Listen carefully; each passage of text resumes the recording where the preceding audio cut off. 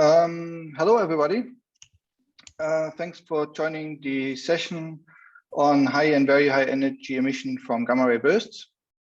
As you have seen from the program, we have split the session into two parts. So we start today with a discussion of the results from the IACTs, and then contributions from Hawk, discussing the theory part and an outlook on gravitational waves and linked to gamma ray bursts.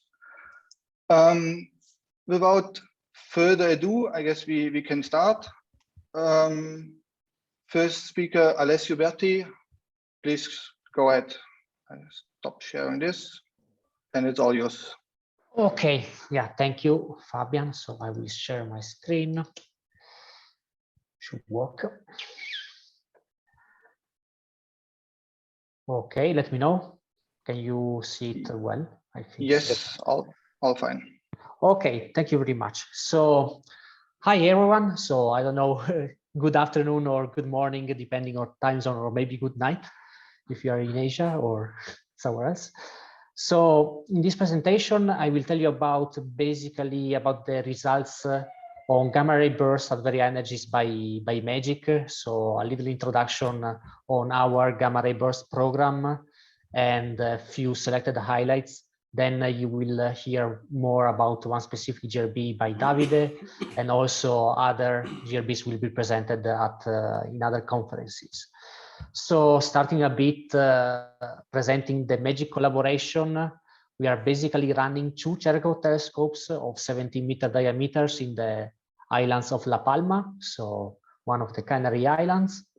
And we are more or less 150 people, and taking into account also technicians, engineers, and so on, other stuff, we are more than 200 people from 12 countries.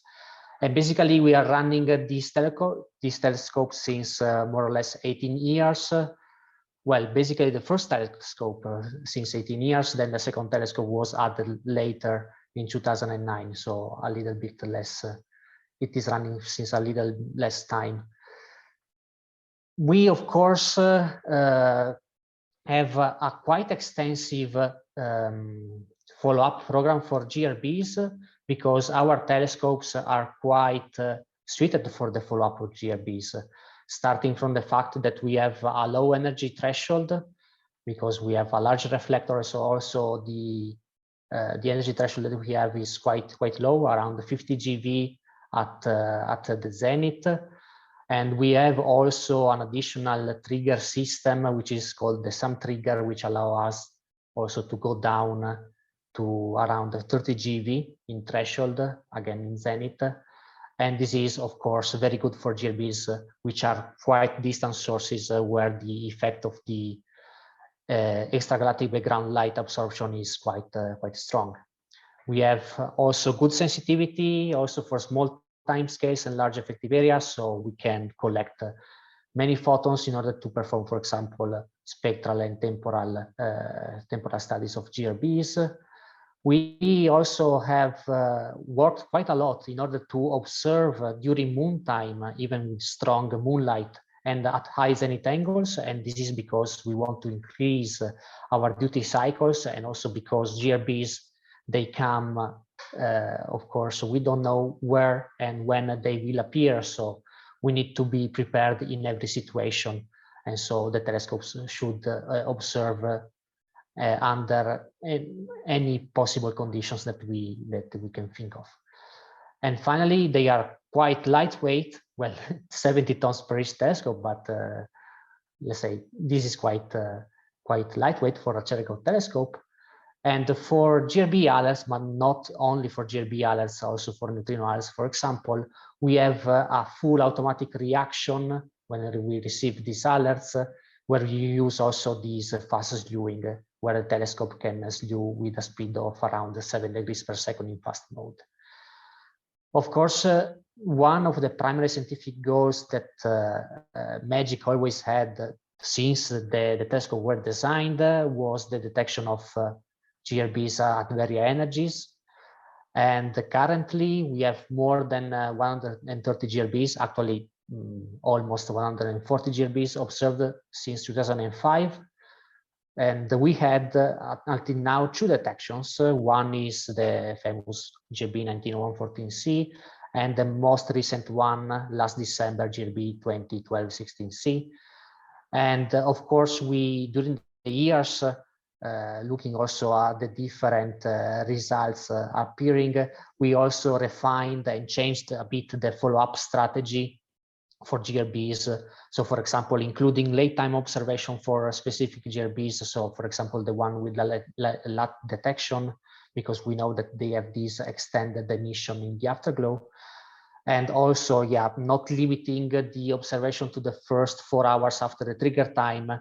And this is because now we know that we can have also very energy emission in the deep afterglow of GRBs. So we need to take into account this fact, and so therefore we changed our follow-up strategy. So this was a bit, since I participated to the Marcel Grossman's also in 2018, where I was presenting a similar talk. This basically was the status of GRB very energy searches with MAGIC, but also with other Cherenkov telescopes at that time. So we didn't have any detection. We already knew that from Fermi-LAT we had this delayed and long-lasting GV emission. And of course, what we wanted to do with the very energy observation was to shed light on the possible delayed emission mechanism, know if there is very energy emission and so on. We had these hints in the 90s from Milagrito, and of course, all the major ECTs, so not only MAGIC, but also Hess and Veritas, of course had, and they currently have GRB follow-up programs dedicated to the search of very energy emission from GRBs. And this, of course, we will hear more about in the next talks. There were some interesting cases, but of course, yeah, there was no firm detection. There was, for example, this interesting hint on this short GRB 160821b, which is basically will tell you a bit about in the next slides. But yeah, no strong confirmation of very energy signal from gamma ray burst. And here, of course, some pros and cons of the follow-up of GRBs with the EACTs, which basically I already pointed out some of them in the previous slide. So why we are following up GRBs at very high energies? I think this is common for all the EACTs. So first, we want to know if GRBs actually emit at very high energy, if this very energy is somehow common, so present in all GRBs, if it is energetically relevant, how it compares with other emission processes in GRBs, understanding what is the emission process or processes. It is not said that there is just one process that can produce emission for GRBs at a very high energy range. And if this emission process, for example, could contribute also at lower energies, for example, in the LAT energy band. And another interesting question, which let's say partially is without answer, is if very energy emission can be present in both the prompt and afterglow phases of GRBs. So before 2019, I think all of you know that we didn't have many clues in order to answer this question, but yeah, 2019 actually at the end turned out to be a quite golden year for GB studies. We had 2 GRBs with detection, GB 190114C and GB 180720B, which were published in November 2019. And then another one, GB 190829A, which was instead recently published in Science. So one detected by MAGIC and 2 by Hess. Then also, as I said before, there was another detection in late 2020, in December, again by MAGIC. And then other hints from 2 other GBs, one in 2016 and one in 2020, which I will mention later. So, as I said before, regarding the follow-up of GRBs, we have this automatic alert system, which is active basically since MAGIC was born as a mono telescope. which is basically listening to the GCN alerts, but also to other brokers, for example, the one delivering fast radio burst alerts.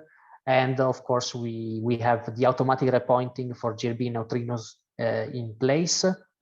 And recently there was this update since a few months actually, where we are receiving the alerts in the so-called VO event format, which basically should be the standard format for delivering transient alerts among the community. And of course, this system is the one that is actually implementing the follow-up strategies. And since 2013, we have this updated GRB follow-up procedure, which basically was updated in order to reduce a minimum the possible issues during this automatic repointing, for example, issues related to the data acquisition system. And also we implemented the so-called late time observations. So we don't receive only GRBs and neutrino alerts, but also, for example, gravitational wave alerts. So this is somehow a multi-messenger system. So this is a sky map which is showing basically the location of the GRBs followed up by MAGIC since the beginning, so 2004, 2005. The one with the red cross are the ones with without redshift, while the blue points are those with the redshift. And we have a total of around 140 GRBs, of which 53 have redshift. And of course, as I said, among these GRBs, we have only 2 detections and 2 with strong hints. But of course, also for those GRBs which we observed and on which we have upper limits on the very high energy emission, of course, they can give important informations and important constraints on, for example, on the emission models. And so we are currently working since quite some time on this paper, which is collecting the results for the GRBs observed by MAGIC from 2013 to 2019, and this should come soon. This plot is instead, I want to show you a bit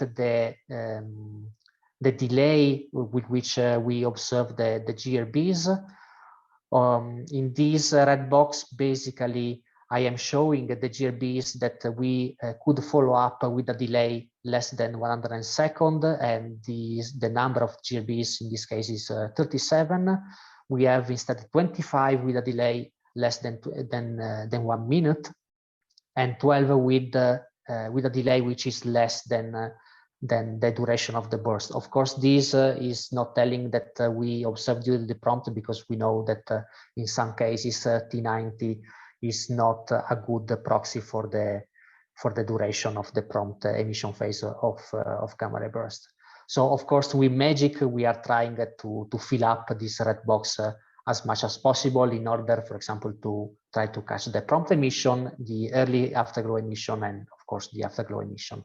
But as I said before, we have also GRBs followed up at quite late times, because we want also to try to detect, for example, afterglow emission in the deep afterglow, so quite far away from the onset of the GRB. And just to mention that for the fastest follow-up, we have this GRB 160821b, which was followed up 24 seconds after the trigger time of the GRB. And yeah, just another thing to mention is that all the GRBs which were detected by MAGIC, or for which we found some hint of signal, are in the red box. So basically in the early afterglow phase of the GRB. So before I showed you the very energy status for GRB searches before the, let's say, at the Marcel-Grossman meeting in 2018. This is instead the very energy status at this meeting, so Marcel-Grossman 2021. At least from the MAGIC point of view, we have a detection from GRB 190114C, a hint of detection from GRB 201015A, and another detection from GRB 201216C. And all these GRBs are long GRBs.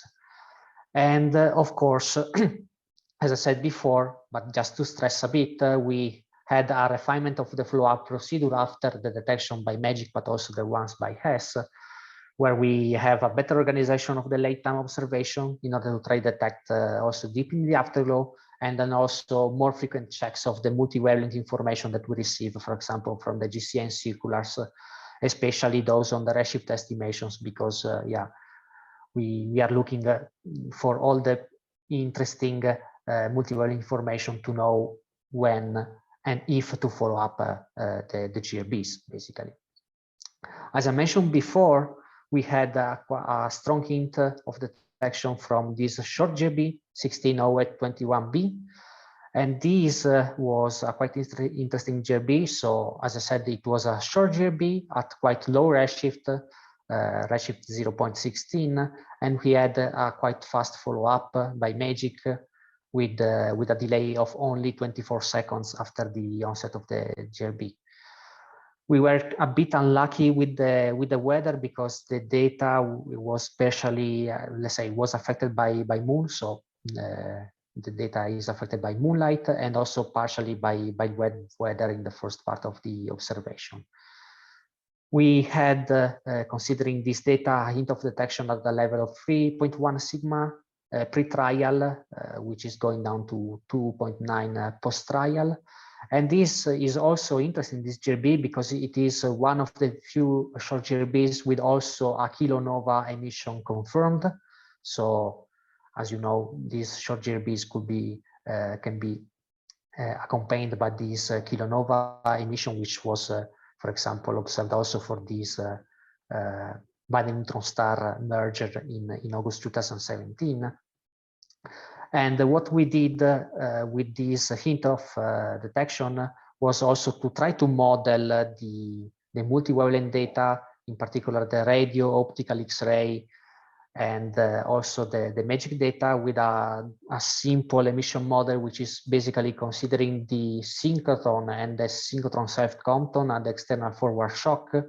But as you can see a bit from this plot where we have this indicative flux level from MAGIC, this model is a bit in tension with the TV predicted flux. So at least in this case, it could be that the emission process could be something different, at least with the standard parameters of the synchrotron self-Compton model.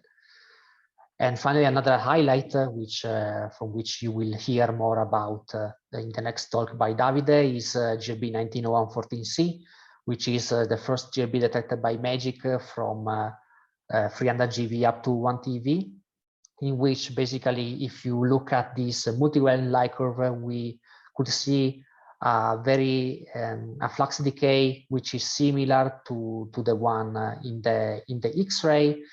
And starting from this fact, and also looking at the energies of the photons detected by MAGIC, comparing it with the so-called synchrotron Barnoff limit, so the maximum energy that photons can reach if they are produced by synchrotron, in this case by electrons. From this, we found that the data from this GRB can be described by a new emission component, in which we have one component which is the usual synchrotron emission in the afterglow, but in order to explain the TV emission, we need to add a new component which instead can be explained by the so-called synchrotron self-Compton process. And for this, you can have a look, of course, at the two papers. One is more focusing more on the detection by MAGIC, while the other one is also considering all the multi-wavelength data taken on this GRB and doing, of course, the modeling. So basically discussing all these a new emission component in the afterglow of this GRB.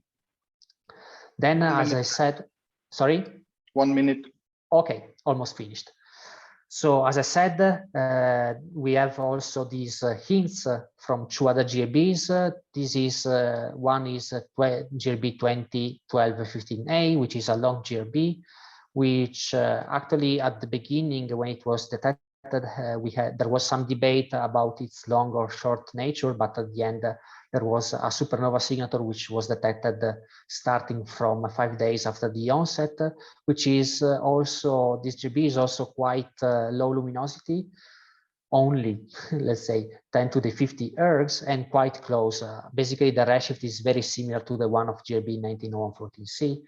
And as I said, we have a hint of detection reported by MAGIC at a level of more than 3 sigma. And then, as I said, we had this other detection on GRB 2012-16C, which is again along GRB, which instead was quite bright. But one of, I think, the most interesting factor about this GRB is also that it is quite distant. So at redshift 1.1, and this will make this GRB the most distant source detected at by ACTs. And of course, we have the detection reported by MAGIC, so you can have a look at the GCN. And if you want to know more about these two GRBs, I invite you to, if you are participating to the next ICRC, which is starting next week, you will find talks with more details about these two GRBs. And so this leads me to the summary of my talk. So as you could see, the last years were full of discoveries, and these were quite awaited since a long time, and we really opened the very energy era of GRB studies. And yeah, basically we could at least partially answer to the questions that I showed in one of the first slides regarding the very energy emissions. So it seems that the current detected GRBs do not seem to be outliers among the population of detected GRBs, for example, by Swift and Fermi and so on. So if redshift is low enough, detection may be possible. We saw that there is a link with the X-ray emission flux level and in general with the temporal decay in X-rays and the TV emission. Then there have been recently some papers trying to link the high local column density and the TV emission and I leave you here a reference where you can go and check one of such papers. And then, of course, most of these GRBs they could have been explained with the singleton self-Compton, but possibly other processes can explain the emission. So this is also an open point. And in order to understand more about this, we should need more GRBs to draw some conclusions. And about the next challenges, I want just to report, of course, the one about the prompt TV emission detection. This will be another breakthrough in this field. Also, another one will be the detection of short GRBs, maybe together with the gravitational waves. Okay, we know that the next observation run by LIGO, Virgo, and Kagra will start next year, but yeah, this will be also another breakthrough in this field. And of course, MAGIC is up to these challenges thanks, for example, to the fastest slewing that it has. And of course, the way is to keep trying even more than before. So we saw that keeping trying for several years at the end paid off. And so I am sure that keep trying even more will pay off also in the future. And with this, I think I'm done. Thank you very much. I am open to questions. Thanks a lot, Alessio. We are a bit short on time, so if there's an urgent question, please go ahead.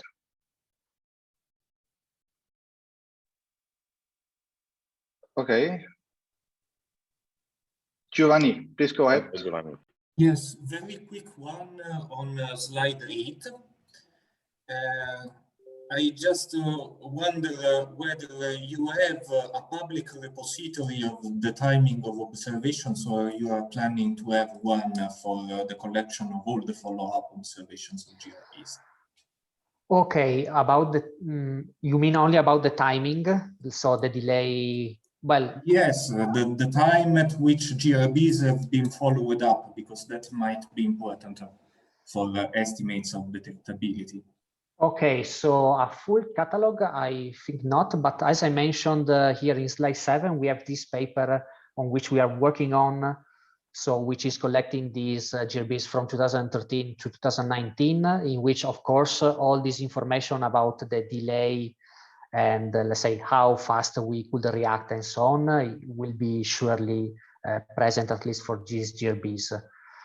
For past GRBs, we could think about what to do with this information, because as you said, that this will be important also, for example, for the next generation Cherenkov telescope. So I am thinking about LST. I think probably that's also what we are thinking about. So yeah, and for monitoring instruments as well. Yeah, of course. So yeah, this could be an idea on how to use these, let's say, statistics that we have about the follow-ups. Yeah, thank you. Okay, thanks a lot. We have to move on. Davide will report on the golden GRB detected by MAGIC 1901-14C. Yes.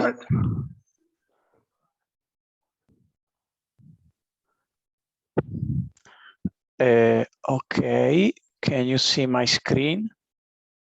Yes. I will put now. Whoop. I will put full screen.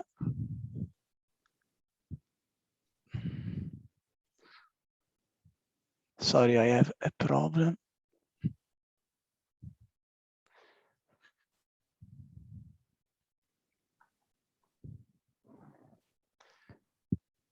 Oh, no.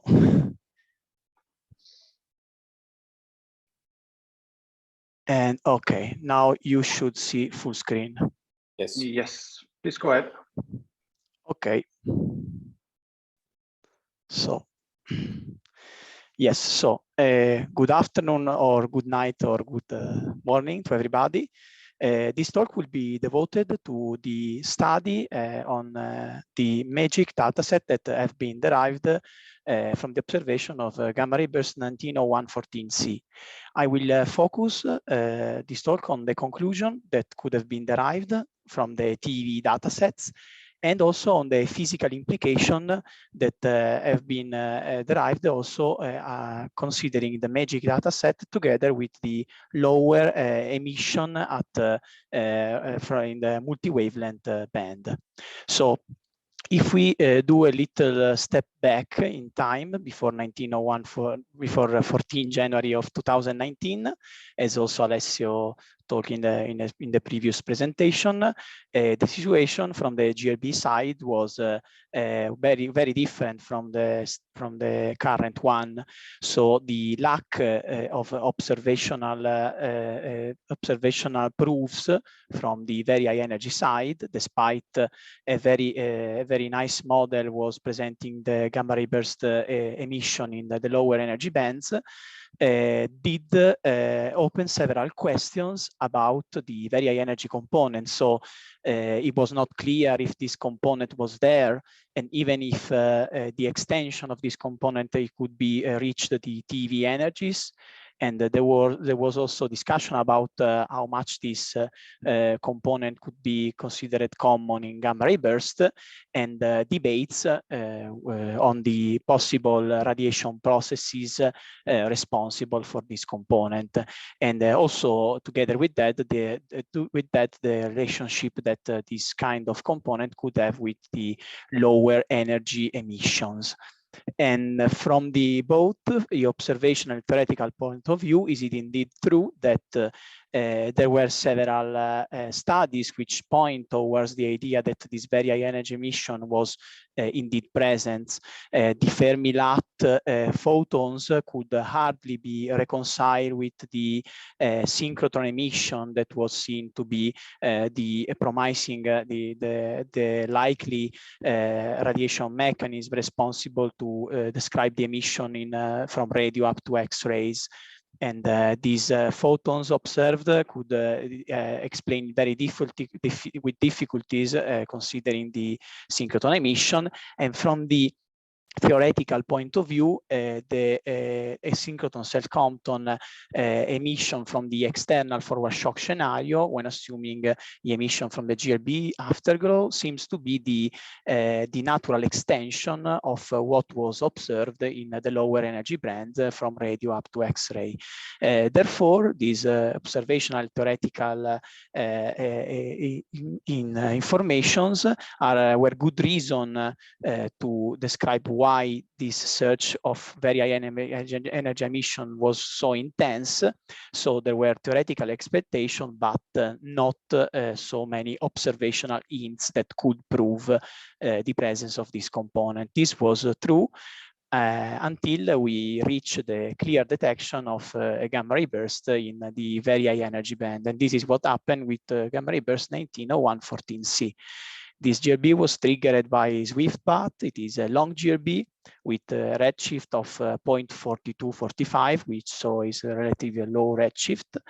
And from the MAGIC point of view, it is the alert was received after 20 seconds, and the repositioning was quite fast. In fact, the MAGIC started taking data in less than in around 1 minute from the trigger time of the object, and from the first second and minutes, there was a clear, evident excess of event in the position observed, which with post-trial analysis in the first 20 minutes, we can see we reach a significance of more than 50 sigma. Thanks to this result, and also to the quite importance of the gamma ray burst, a multi-wavelength campaign was triggered, and the event was observed and detected in mostly every electromagnetic band, going from radio up to the TV. Now I will describe the results that have been obtained from the data analysis of the MAGIC data. So we estimate the emission of the light curves that here is described in with the red circles, and compare with the light curves which is described from the XRT and LAT, so in X-ray and high energy. From the evolution of the light curve and from the comparison with the lower energy bands, it could be possible to derive, to obtain clues on whether this component was belonging to the prompt or to the afterglow emission. The very similar power law decay of this component, together with the absence of breaks, cutoff, or irregular variability, let us conclude that the emission seen by the MAGIC telescope was belonging to the afterglow phase. And despite this, anyway, the presence of a subdominant prompt emission could not be excluded. From the comparison of the light curves in the TV band with the X-ray band, it could be seen also that the radiated power in the TV band is mostly similar to the one of the X-ray. So the absence of this TV band means that we were in somewhat, in some way, we were losing a significant budget of the energy, which was released in the afterglow by gamma ray burst. And in the study of the evolution of the photon index, give us also the conclusion that despite some variation can be seen with time in statistical with statistical errors, the photon index is mostly compatible with the value of -2, so there is no evidence at all for a spectral variability. We also derived the spectral energy distribution that is shown here in this plot, where the white circle represents the observed SEDs, while the blue one represents the SED corrected for the ABL absorption.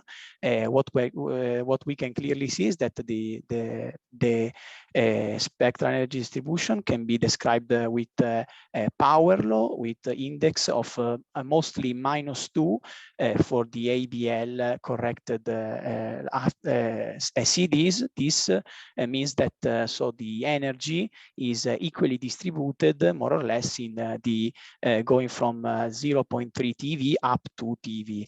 And what also can be seen clearly from this plot is that the the emission seen by 190114C by MAGIC as extend up to the TeV energies. So we have this very bright component which reach also the TeVs. When looking at the observed spectral energy distribution, what we can see is that the power law index is very steep, with a value of -5, and especially this certificate the effect of the extragalactic background light in shaping the observed spectrum. We can see that at TeV energies, the flux is reduced of a factor which is more than 2 order of magnitude, more or less. So a very strong effect of the ABL on the spectral energy distribution. So thanks to these studies, we certificate that 190114C see the significance detected and the flux detected belong to the afterglows, and this component reached the very high energy.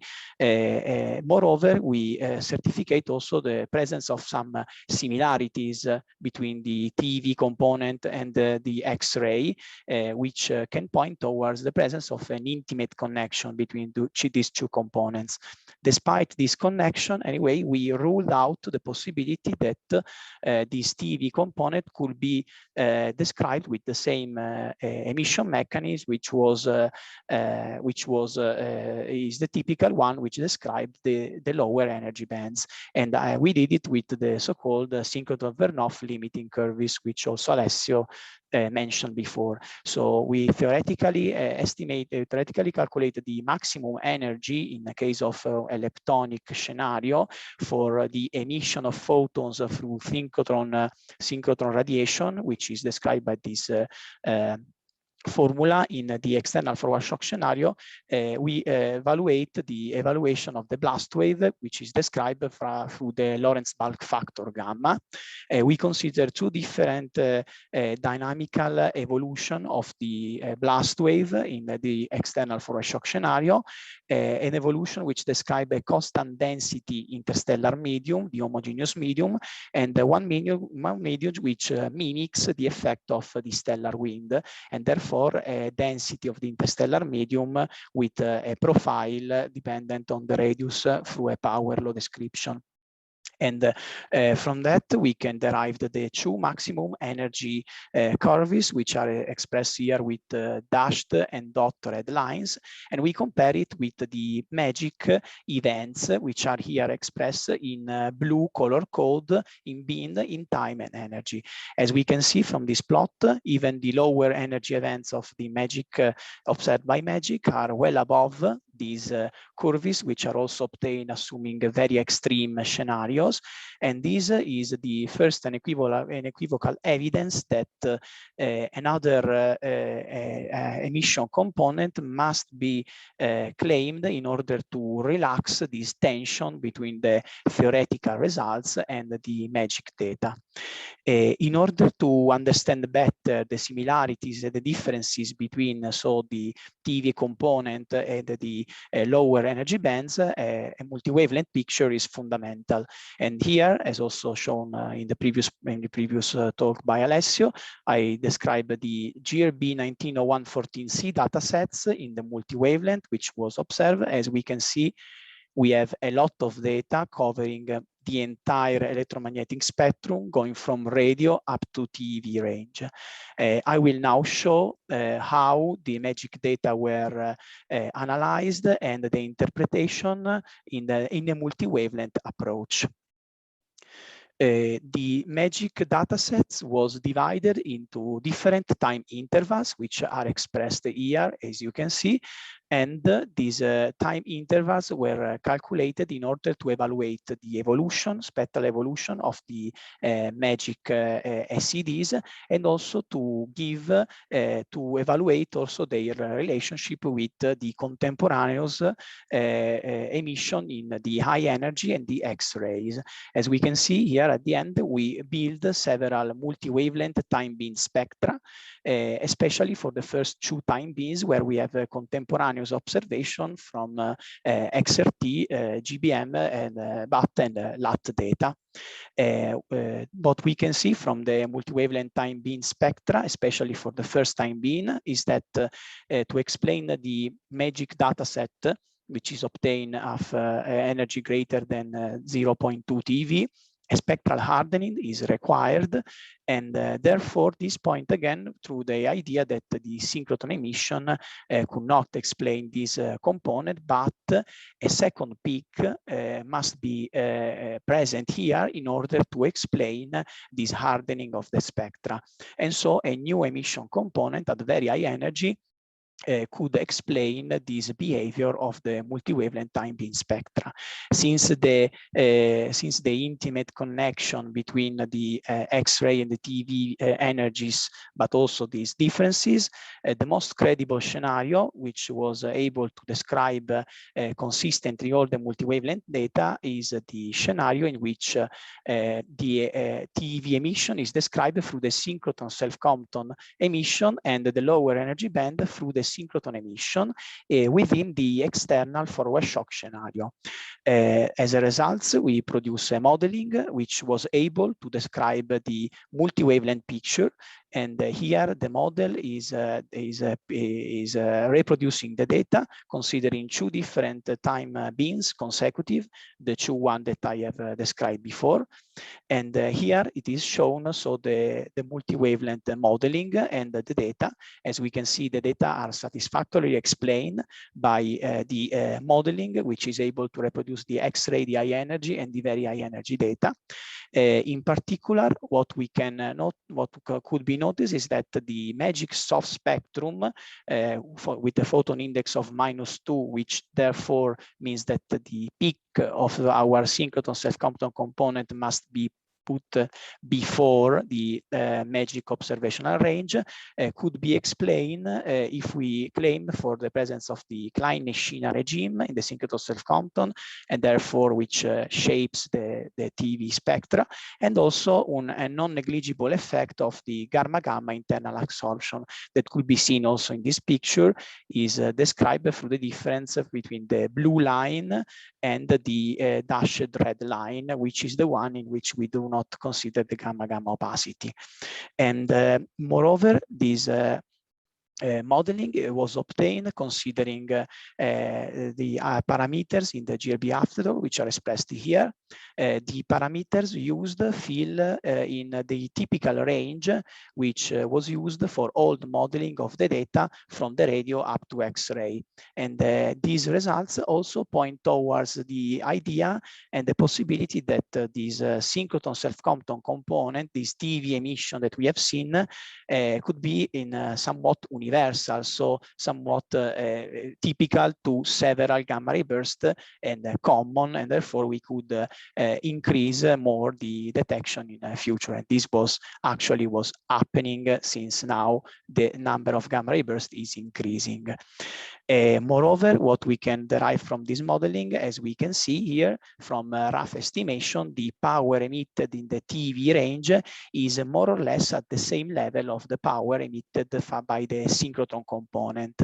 And therefore, again, we were considering a substantial fraction of energy is therefore given to the TeV component. So, just to summarize, the 190114C results were a unique milestone for the study of gamma ray burst, and it gives us the possibility to point and to explore for the first time several important questions on gamma ray burst. In particular, it was for the first time it was detected a very high energy emission extending up to the TeV range, and the radiation mechanism, which for this GRB was explaining consistently the behavior of the very high energy component, is the synchrotron self-Compton, which has also the powerful effect to together with the synchrotron emission to explain the afterglow of the gamma ray burst in a multi-wavelength approach for the first time, so collecting all the data from the radio up to very high energy, assuming the external forward shock scenario. from the physical and the interpretation of the results, what we have seen that the synchrotron and synchrotron self-Compton component present a similar amount of energy radiated, and the afterglow parameters point towards the idea that a universal very high energy component could be present in gamma ray burst. Some side studies also shown, as I've seen, the impact of the extragalactic background light on the very high energy, especially when going up to the TeV. And also, just to say that the gamma ray, the data sets of 190114C was also used to derive limits on the Lorentz invariant violations, and the Magic collaboration has also published a paper concerning these results. And anyway, as also mentioned before, and as we will mention in the next talk also, a lot of things are still not addressed. And in fact, the gamma ray burst population is increasing. Currently, there are 4 gamma ray bursts detected and 2 with hint of detection. And in this new context, the work which was done for the interpretation of 190114C could be seen as a reference point, a reference starting point for the future studies that will be surely and are already published on these new events, and we hope also for the future one that will be detected by the current and future instruments. These new events could also be important to explore in more detail the theoretical models which currently are thought to explain this very high energy component. So is the synchrotron plus synchrotron self-Compton emission in one zone model valid to explain all the emission, or should we claim for some more sophisticated structure like the structured jets, or we should take into account also the effect of the viewing angle. This is something that will be surely part of the discussion for the future detection of and analysis interpretation of gamma ray burst. And yes, I also mentioned, as also in the other talk was mentioned before, the important relationship that connect the gamma ray burst with gravitational wave, and this could give important information from the sides of the physics of gamma ray burst, not only on the interpretation of the very high energy emission component, but also on the connection of their progenitors. And so this is the end of my talk. And if you have comment of question, please. Thanks a lot, David. Is there an urgent question by somebody in the audience?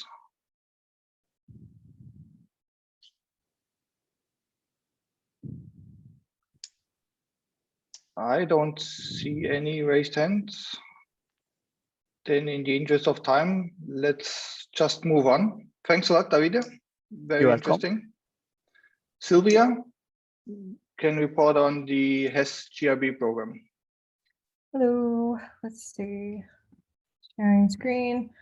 Luckily, I think I'm going to be slightly under time, so hopefully that will be okay for everyone. That's very helpful.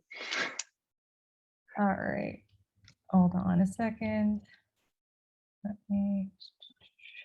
All right, okay, I'm just gonna start talking. Hi, everyone. Hope you're all having a good time. Yeah, I'm here to talk about and just summarize the HES GRB program. And many thanks to Alessio and Davide, who have given really great overviews so that I don't have to talk as much about some of these details. So I just said I don't have to talk as much about some of these details, and yet I have this image of a GRB out here. I think this is a figure that many of us have used. I believe I've seen a version of it already in Alessio's talk. But basically, right, when we talk about GRBs, we talk about prompt emission that is lasting for seconds to minutes, and then we talk about afterglow emission that could be observable for hours to months afterwards. Of course, when we were talking about VHE observations of GRBs, it's perhaps natural to expect that we should be looking earlier. So focusing on the prompt emission perhaps, or the early afterglow. I believe so. Yep. And so, yeah. So this is a natural assumption to make, and this is something that I think all of the VHE instruments were making. As was mentioned before, MAGIC has only recently started to look at GRBs after 4 hours, and has done a similar thing. So HESS is short for the High Energy Stereoscopic System. It is a set of 5 telescopes in Namibia, and it's currently the only set of IACTs in the South and the Southern Hemisphere, which is great because it has a complementary view of the sky as MAGIC and Veritas. These five telescopes consist of 4 smaller ones that have a higher energy range, and then a 28-meter one, the largest one, CT5, that has a lower energy range. It can go down to some tens of GeV. And while the HESS telescopes are not as agile as the super agile MAGIC telescopes, I think we still do pretty well. So here you see a video of, I believe this is in real time, of the enormous monstrosity of steel, CT5, slewing pretty quickly.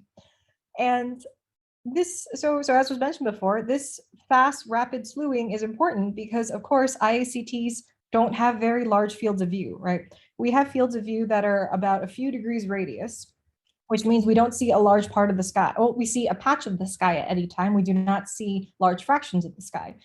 This means that we depend on other instruments, on large field of view instruments, to actually detect things for the most part, or to detect transients, and then communicate those detections in some way to us so that we can observe them and repoint to the parts of the sky that they're in. So just a quick summary of how the HESS Transients alert system works. Actually, right now what you're seeing is an image. If you go to the GCN website, you can see this rather old diagram of how the GCN system works. And up there we have some satellites, including ones that are no longer running, but also ones that are still up. And at the bottom we have, for instance, a TeV site, and this TeV site could be HESS. So HESS, of course, gets GCN notices, or has a subscription to GCN notices. And so when these notices come in for GRBs, for instance, or other types of transients, then the HESS Transients alert system can make the decision whether or not to observe, and as well informs the humans to make decisions about whether or not to observe. Besides GCN notices, HESS is also subscribed to other observatories like Antares, as well as other brokers like 4Pi Sky. And HESS also receives direct notices from IceCube. And as well, IceCube, of course, along with other electromagnetic observatories, as well as the gravitational wave observatories, send their notices through GCNs. And so through all of this, we have multiple ways of getting information about transients being detected. And of course, this is not just GRBs, this is many different science cases. The HESS Transients alert system, it's a fully automated system, which is necessary because transients, and especially transients at these timescales, you need to make fast reactions. So you want to automate everything as much as possible. In addition, the alerts are fully customizable for the different cases. And this is not only different science cases, because you want to treat your gravitational waves differently from your fast radio bursts, but it's also customized for different, or customizable for different alerting telescopes. Because maybe you want to treat SwiftBat differently than you treat Fermi Gbm. We also have a robust way of treating localization updates. So for some of these telescopes and some of these observatories, the localization changes over time, and we are able to react to that and treat that in the proper way. So I mentioned before about how it's reasonable to assume that you want your observations to start as early as possible. So of course, you also want autonomous observations. So you want the array to move automatically. And this occurs, for instance, for GRB prompt observations, and these can start as soon as the fast and large CT5 telescope is on target. So this means that if we're doing something else, the array is looking at its normal target, we get a prompt GRB trigger, then the array immediately slews, and as soon as CT5, which moves the fastest, is on target, regardless of what the other telescopes are doing, we start taking data. So this makes us more streamlined, more efficient, and just using the time as best as we can. And at the HESS site, there's also a completely automated autonomous robotic telescope, ATOM, And with Atom, we also have the option then for, depending on what observations we're looking at, of having simultaneous optical observations, which we do for GRBs. So the full 5 telescope array has been in operation since 2012.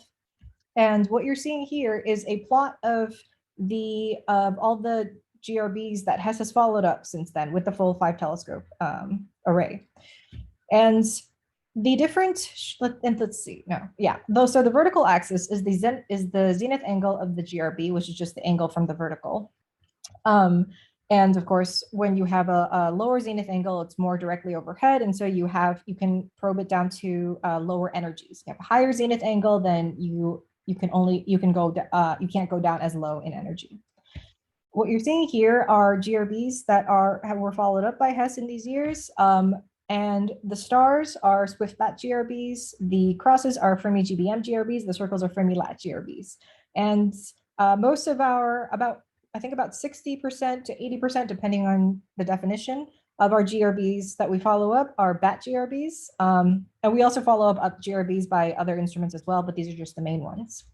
Let's see, the red points and lines just show how the zenith angle changes over time for prompt alerts. So these are, so this is slightly different from the typical GRB definition of prompt versus afterglow. Prompt essentially just means autonomous reaction. So the red are the GRBs for which we had autonomous reactions. The blue are the GRBs for which we had some manual decisions later, because maybe at that point, you want to make some more information based on what other GCNs have come in until that time. So of course, this was what it looked like up until mid-2018. And then we suddenly got a couple of VHE GRBs and life is great now. And we are all celebrating in VHE GRB world. The first GRB that was detected by Hess was 180720b, this green one on the right. And let's see. Yes. Yep. And then we also have 190114c on the top left, which unfortunately was under moonlight conditions that were too bright for us. And then we have the marvelous 190829a, which Edna is going to talk about next. So just briefly summarizing or just reminding everyone about 180720b, this is a GRB for which we had observations starting at around 10 hours after the GRB occurred. And with these observations of, I think it was a few hours long, we were able to get a 5 sigma result. And this was extraordinary because you don't necessarily expect a VHE detection at 10 hours after the GRB first began, after things have really slowed down. On the right here, you see a multi-wavelength light curve. This is the energy flux light curve for different instruments. And in the blue, you have Fermi Lat. In the gray, you have Swift-Bat and then later Swift-XRT. And in the red, you have Hess. And it was already interesting to notice that even with this sort of 5 sigma results, that at the time of the Hess observations, the energy flux in the Hess energy band seemed to be similar to the energy flux in the Swift energy band. And then if you look at the photon index, which is the lower panel, again, comparing Lat in blue, Swift in gray, and Hess in red, the photon indices were all hovering around 2, again, being, which is not necessarily expected for GRBs if you have, not necessarily expected for GRBs in general. But of course, then you can immediately say, well, but your Hess error bars are enormous. And yes, the Hess error bars were fairly large, and partly is because this was only a 5 sigma detection, so we're limited by the number of photons we have. But as well, because GRB 180720b at a redshift of 0.65 was the farthest one of the published GRBs, published VHE GRBs so far. And so because of that, because of its distance, it was more affected by the EBL attenuation than the other GRBs are.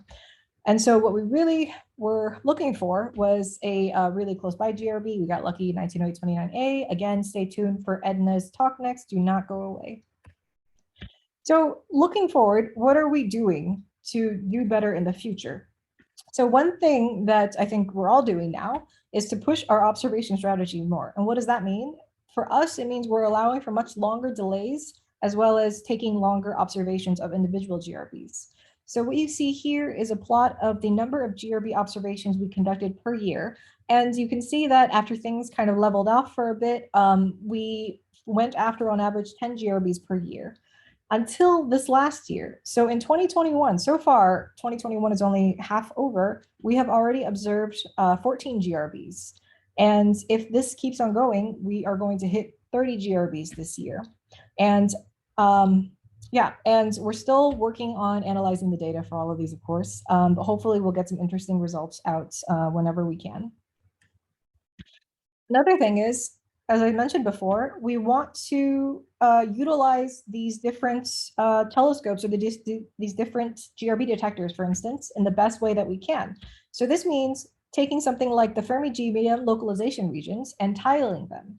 So currently, what we do for gravitational wave detections is to tile the localization region, to try to cover as much of the probability as possible, because these are localizations with very large uncertainties. This is also true for GBM GRB localizations. And so because these are of similar size a lot of times, we have adopted this, or are adopting this tiling maneuver in order to have a better chance of observing the true position for GBM GRBs. And of course, the questions we're all asking ourselves is, how can we improve our own human response? How do we utilize ourselves better? And what else can we do to automate or streamline other things? And as an example here, we are using tools like Astro Colibri, which is not part of the HESS collaboration, but has overlapping interests. I recommend everyone check out this tool. You can see that it has a record of recent transients, not just GRBs. And when you click on a transient, you can see, for instance, the visibility at the site that you're interested in, and you can specify what site you're at, either one of these preset telescope facilities, or with your own custom observer position. And of course, now we're asking you questions. So from an observational point of view, what kinds of multi-wavelength observations are we missing? Is there an energy range where we need more observations? How do we go about getting it? And how do we use it as best as we can? Because currently the HESS detected GRBs are raising big questions. And this is, again, seeing Edna's talk up next, where she will talk more about it. And I'm almost done. Just a little side note, GRBs can also lead to some beautiful visualizations. So what you see here are screenshots from a recent outreach project that sort of was at the interface between art and science. So these are not just artists' impressions, but these are actually simulations, particle simulations of what GRB jets, collapsars, what the jetted emission, what all these things look like. And as well, we have a really nice soundtrack composed by an electronic artist to go with it. So if you're interested, please check out this YouTube link. And as a last advertisement, we are going to be discussing a few of these things at the ICRC. So Mitya Kangulian will be, in a highlight talk, will be discussing sort of overall physics of gamma ray burst afterglows and implications of the HESS observations in particular.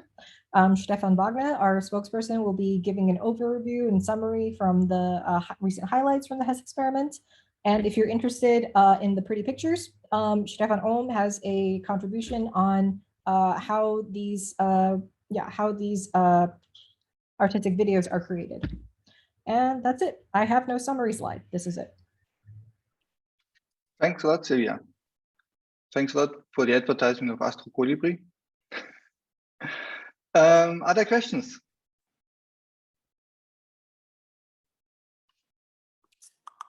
I have one, if I can, Fabian. Sure, go ahead.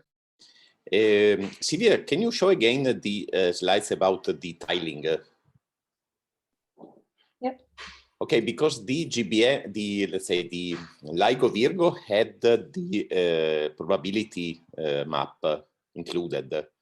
For the GBM GRB localization, do you know whether they are releasing the same information? So where you are starting to tile from their center, and then you go, what is the strategy that you adopt to tile the GBM locations?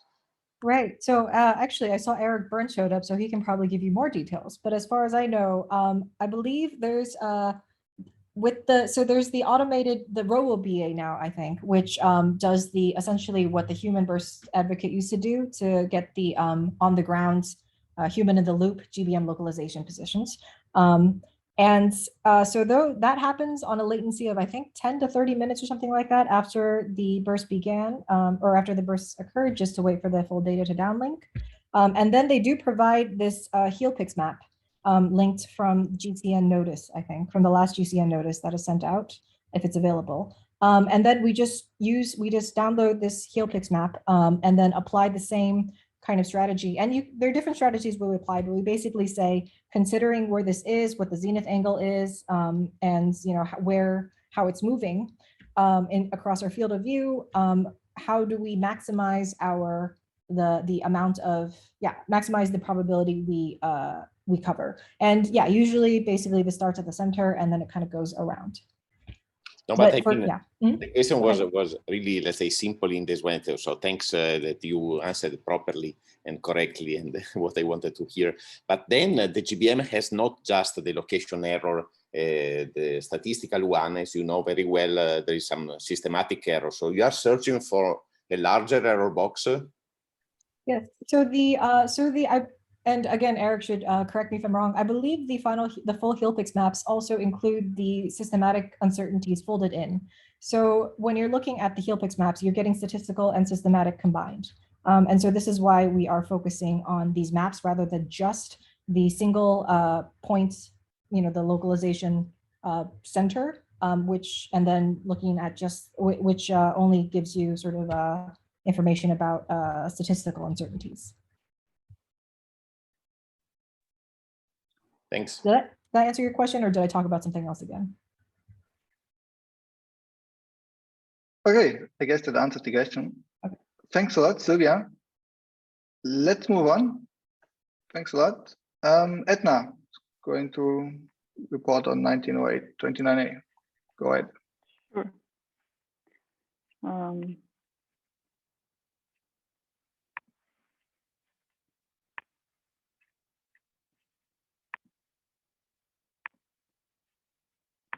So share the screen and then play.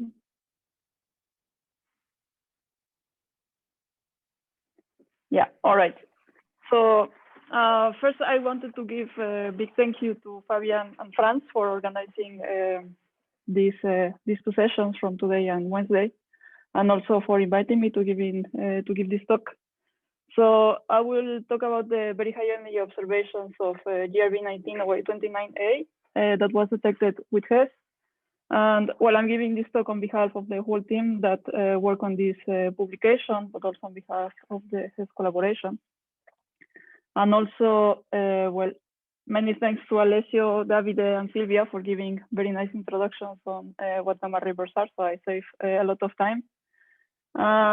But I nonetheless, I wanted to give a bit of an overview of where are we standing so that we are come to the same ground. So what we basically have is we detect roughly 1 gamma ray burst per day with Swift BAT or Fermi GBM.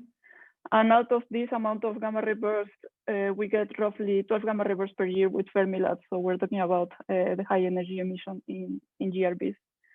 In this context, Fermi-LAT had detected the highest maximum energy photon of 94 gigaelectron volts in 2016 from a gamma ray burst, and that was roughly the end of the story. The very high energy emission of gamma ray bursts, given that they are very energetic, was a decade-long mystery that started. I mean, the search started since the 60s with the very first detection of gamma ray bursts, and currently, 2021, we have many detections, and these are thanks to very ambitious program of gamma ray burst observations by the current instruments. So in ICTs, we have MAGIC, HESS, and Veritas, and also the wide field instruments like HAWK and LAS. So we are all looking for gamma ray bursts and improving our GRB programs. So I'm not going to go to the details on how we observe gamma ray bursts with HESS because Silvia already summarized this very nicely. So I refer to the slides of Silvia if you want to know a bit more on how we do these observations. But instead, I'm going to talk about the publication that we did roughly 1 month ago in Science. And this is about, well, the title of the paper is Revealing the X-ray and Gamma Ray Temporal and Spectral Similarities in the Afterglow of this GRB. And so with this, I'm gonna go through how these observations happened. So I'm gonna use a timeline. So what you're seeing here is the many instruments that detected this gamma ray burst as a function of time throughout the multi-wavelength range. And first we have the Fermi Gbm detection. So Fermi actually saw two peaks in the prompt emission phase of this gamma ray burst. The first is very dim, but has an energy peak of roughly 130 kiloelectron volts, and is followed by a second peak at roughly 50 seconds later that has an energy peak of 11 kiloelectron volts. And all in all, this prompt emission has an isotropic energy of roughly 2 × 10⁵ ergs. Then we have, of course, SwiftBAT. And SwiftBAT actually saw mostly the second peak. And this accounts for a total isotropic energy of roughly half of what Fermi Gbm saw. So a value of 1 × 10⁵ ergs. This already having a Fermi Gbm detection, SwiftBAT detection was a good indication of an interesting gamma ray burst. And also this was even stronger because SwiftBAT actually, well, given the good localization that SwiftBAT provides, we were able to link this gamma ray burst with the host galaxy that was previously identified by the Sloan Digital Sky Survey. And this galaxy, the host of the gamma ray burst, is at a redshift of 0.08. And then the redshift was then confirmed by the Gran Telescopio Canarias measurements and provided this redshift of 0.078 for this gamma ray burst. Then, all in all, given the fact that we detected the gamma ray burst with HEF and we announced it promptly with the GCN circular and Anatel, we obtained a lot of follow-up from radio up to well the HEF observations in the deep afterglow. And I wanted to show a bit of what is the context of this gamma ray burst, what is it standing, if it's special or not. And this is well, basically the Amati relation. So we are showing the AISO value versus the energy peak for a full population of gamma ray bursts, of long gamma ray bursts. And we can see that well, GRB 190829A has a very low isotropic energy, is falling at the low end of the Amati relation. And we also show here the values for 190114C detected by MAGIC and 180720B detected by HES, which are at the other end. And I like a lot this plot because it actually shows that maybe very high energy emission is nothing special in gamma ray bursts. So it might be that we can also detect ones that are in the middle region of the Amati relation in the future.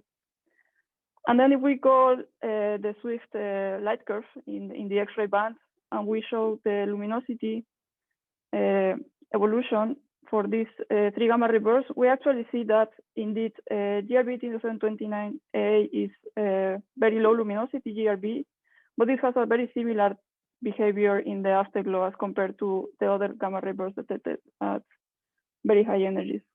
And well, just the shaded regions are indicating only the range or the interval of time that these gamma ray bursts are followed by the ICTs with the respective color coding. More in context on how these GRBs so nearby, this GRB is one of the nearest gamma ray bursts detected in X-rays. And this is the distribution of the redshift of gamma ray bursts detected by Swift. So this totals of 357 gamma ray bursts. And we see that this GRB is at the very beginning of the tail of the lower values of redshift. And well, this is very important for the case of very high energy observations because of the EBL absorption. So if we compare the 3 gamma ray bursts detected at very high energies that are currently published, we see how GRB 190829A is providing a very small EBL absorption. And this also allowed, of course, to obtain very precise measurements on the spectrum, and also the fact that we observed this gamma ray burst for several nights. So regarding the Hess observations, so we started observations at roughly 4 hours after the beginning of the prompt emission of this gamma ray burst. And it is when we immediately knew with the preliminary online analysis that the GRB had a significant emission of very high energies. So it is when we announced the detection by the GCN and ATEL. We observed it during a second night, again, when the GRB was visible, and during a third night. And this is when we actually found in the offline analysis for the first night a 20 sigma detection, which is consistent with the optical position. This red dot is the optical position of the gamma ray burst. During the second night, we have a 5 sigma detection, and this is at 27 hours after the beginning of the prompt emission. Just to put it in context, I mean, GRB 180720b, which was the latest measurement, happened at 10 hours. So we're talking about 17 hours later. And then during the third night of observation, we see again a hint of emission of excess of the level of 2.5 sigma. And so with this data, what we can do is, of course, analyze it to obtain a spectra. And what we do is that we characterize this with a power law. So we can either measure the intrinsic or the detected spectrum of this gamma ray burst. So for the intrinsic spectrum, we include the term for the EBL absorption, that the level is seen here. And for the first night, we have an intrinsic photon index of the order of 2.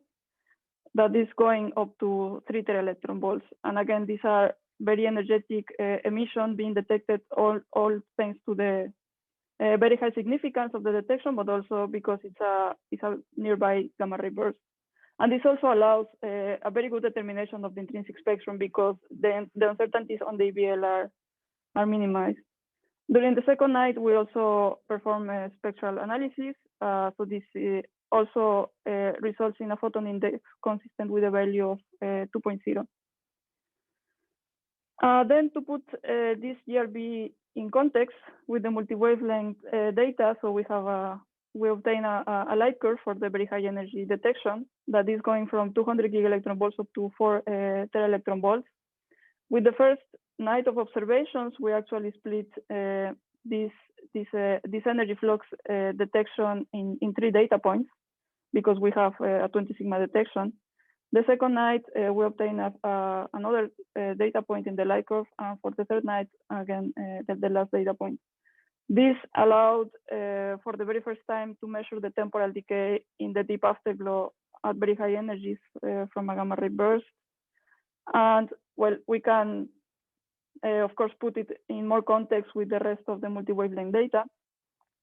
So what I'm showing here is the Fermi latte upper limits in gray are shown here that are also contemporaneous to the observations by Hess. And then we also have the Swift detection. The Swift XRT is in blue over here, with also contemporaneous observations with Hess.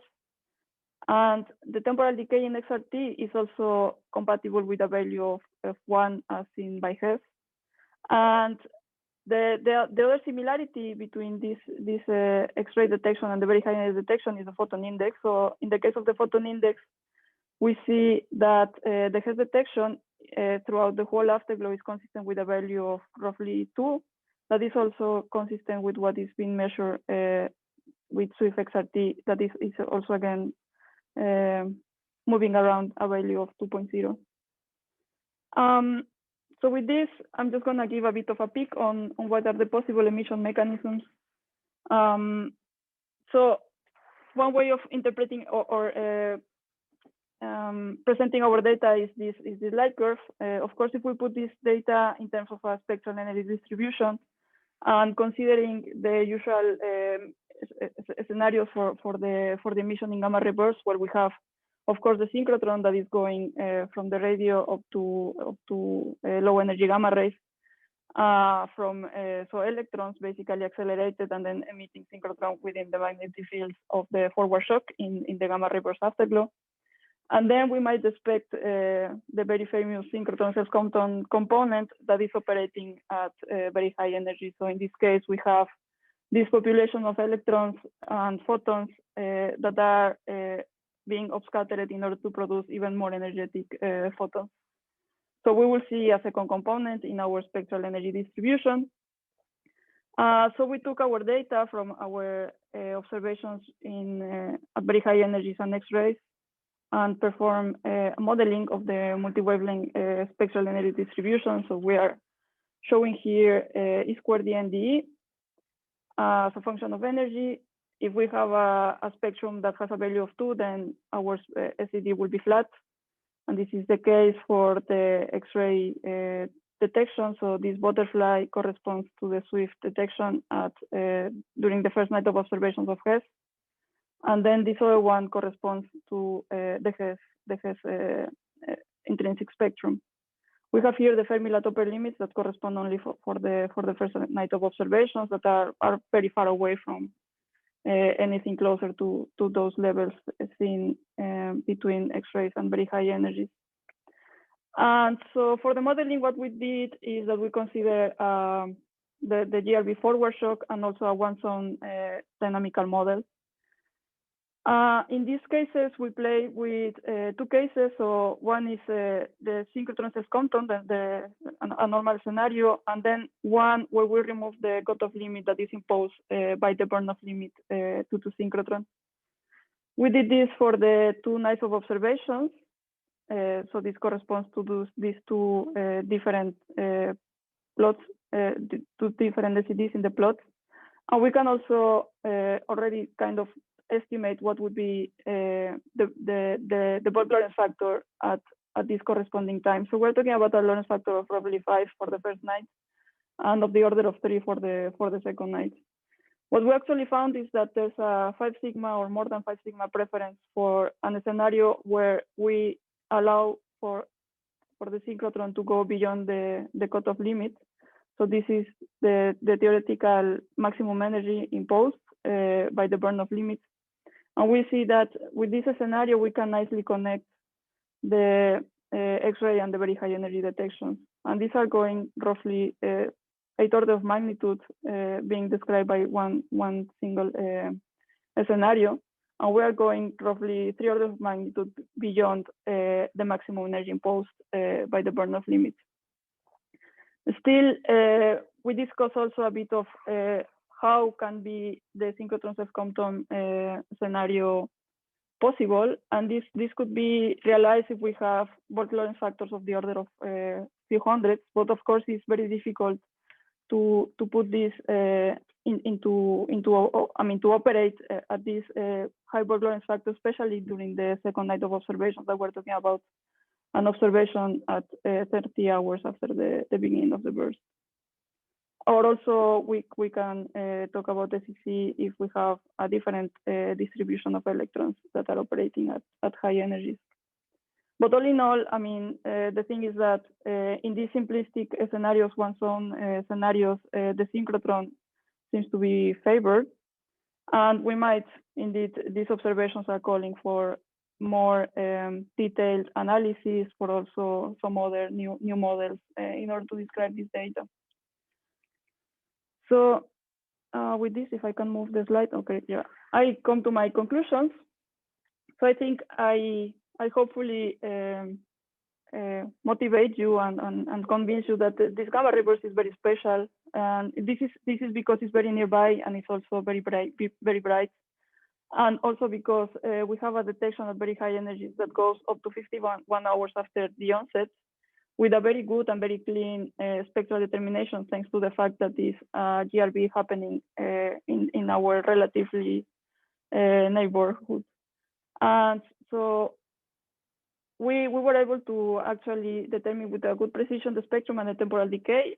And this is also something that happens beyond what Fermilab can provide in terms of sensitivity. So as you can see, this gamma ray burst was not detected by Fermilab. But with Hess, we were able to measure with good precision the afterglow. And well, I also show a lot of similarities that are arising in this gamma ray burst between the X-ray and very high energies in terms of the spectrum and the light curve. And I try to also stress what are the difficulties between the synchrotron self-compton and the pure synchrotron scenario. Also, the synchrotron is preferred. So this is the end. Thanks a lot, Edna. Other questions?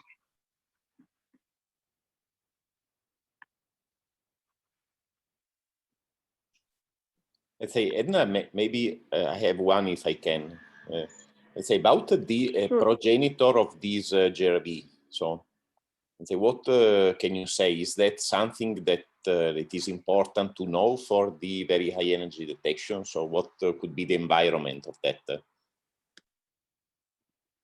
I mean, I think the fact that this gamma reverse is in the outskirts of the galaxy plays a role on the progenitor, and then also the fact that, well, of course, this is a long gamma reverse, so we know that it's and we also saw the rise of the supernova a few days later. So then for the proper modeling, I guess one needs to take into account what could be the environments. I am not an expert on anything beyond what I already mentioned. Okay, thanks. I was thinking to the X-ray aspect that Alessio mentioned based on the paper by Sergio Campana and others. But okay, we might discuss offline also as well by other means. Last question, Silica. Hello, can you hear me? Yes. Yeah, okay. So very nice talk. And I'm sorry, I just wanted to ask you something. I'm not sure if I understood correctly. So in this last but one slide that you showed, where there is a spectrum that is dominated by a single synchrotron component that covers this whole energy range, do I understand correctly that there was no limit placed on the maximum electron energy? Yeah, exactly. So we remove the maximum electron energy, and this is when we get this modeling in orange. And here we just indicate what would be the actual maximum energy. All right, but you still call it SSC because actually inverse Compton. All right, yeah, so exactly. So we allow for the SEC to still operate, but the thing is, in the end, well, I mean, we're also showing here what are the contributions from the synchrotron and the inverse Compton part. So, for example, in the blue case, where we don't have the maximum, where we have the maximum energy imposed, we see here the synchrotron contribution and then the inverse Compton. In orange, we only see the synchrotron operating, and this is because basically the synchrotron self-Compton component is roughly 3 orders of magnitude lower in this case, so it is outside the plot actually. But the inverse Compton is allowed to happen in this modeling. It's just the maximum energy that we allow it to go beyond, or I mean we don't impose it. All right, thank you. Welcome. Thanks a lot, Edna. Thanks. Let's move on. David is going to report on the Veritas program. All right, the video. All right, hello everyone. I'm David from Columbia University. I'm a 5th year grad student. So I'll be presenting on the Veritas Gamma Ray Burst follow-up program. So now that I've seen the others, it's very, very similar to what we have heard before. So there'll be some nice overlap. So to review, I'll just give a quick update on what Veritas is and a summary of our observations. You can see here in this flyover with the drone, the Veritas base camp. We've done a few optimizations to improve both our ability to observe GRBs and also offline analysis of them. And I'll give a couple slides on a few published GRBs in the past and conclude with a few slides on our gravitational wave program, which includes an archival search that has been in press right now.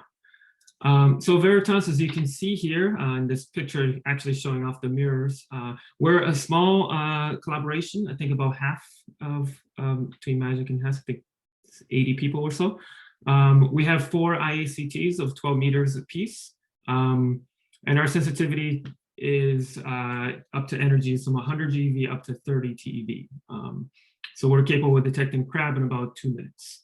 So a couple years ago, working with Valentina, which many of you may know, we made this short time sensitivity plot showing the differential sensitivity for crab-like source, a point source. And the key thing I want to highlight here is that for a differential crab strength of these energies, they all overlap here. You can get a detection within a few minutes, showing both MAGIC and Veritas. I didn't have HESS at the time of this publication. And CTA in the future would be able to do this in just tens of seconds. So the key thing about this is that we should be able to detect them. And now at this point, we have several actual detections of GRBs, which is really nice. And this was taken with public data to make both the Fermi and the CTA sensitivity curves. So for Veritas, we've observed over 200 bursts. 124 of them are with positions that are smaller than the Veritas PSF, so the Swift and integral bursts. And we've published several details about these. 16 were part of this population study from about 10 years ago. And then 2 specifically, 1304-27A, the famous one, and 1503-23A were published independently. We also had a graduate student who did 28 of these. It includes the 16 in his work. And in addition, we have followed up on the Fermi Lab detections, 14 of them. Several of them were following up immediately after the prompt alert. Several were several hours later. And then these 2 here, the one that was published, and then we also followed up on 1901-14C. So to give an even greater breakdown, the alerts are processed by the telescope control software. So they come in real time, there's just a pop-up window, and the observers have to acknowledge the alert and then decide to slew, which begins automatically. So you can see in the delay plot here, very similar to the others, showing over the course of the years, our fastest has been around 64 or 70 seconds or so. The main thing to that is our slewing time, where we do about 3 degrees per second, and per minute, excuse me. And so we generally take about 2 minutes to cover most of our observations. And we have a standard observation time, which is about 3 hours. So most of them between 1 to 3 hours total. And we've observed a few that are up to 24 hours out. And you can see the breakdown here of all the different telescopes that we followed up on. And over the years, there was a peak in 2014 that I can't explain at the moment, we don't understand. But we followed up on a handful of Swift GRBs and also 1 or 2 LAT GRBs each year. This past year, in 2020, of course, there was the COVID-related shutdown, but we've continued our program and we have been working to improve it every year. And specifically, the main way we're doing that is very similar to everyone else. We're looking for the afterglow based on the idea that the X-ray flux, if it's continued to be bright, that would indicate a bright VHE afterglow as well.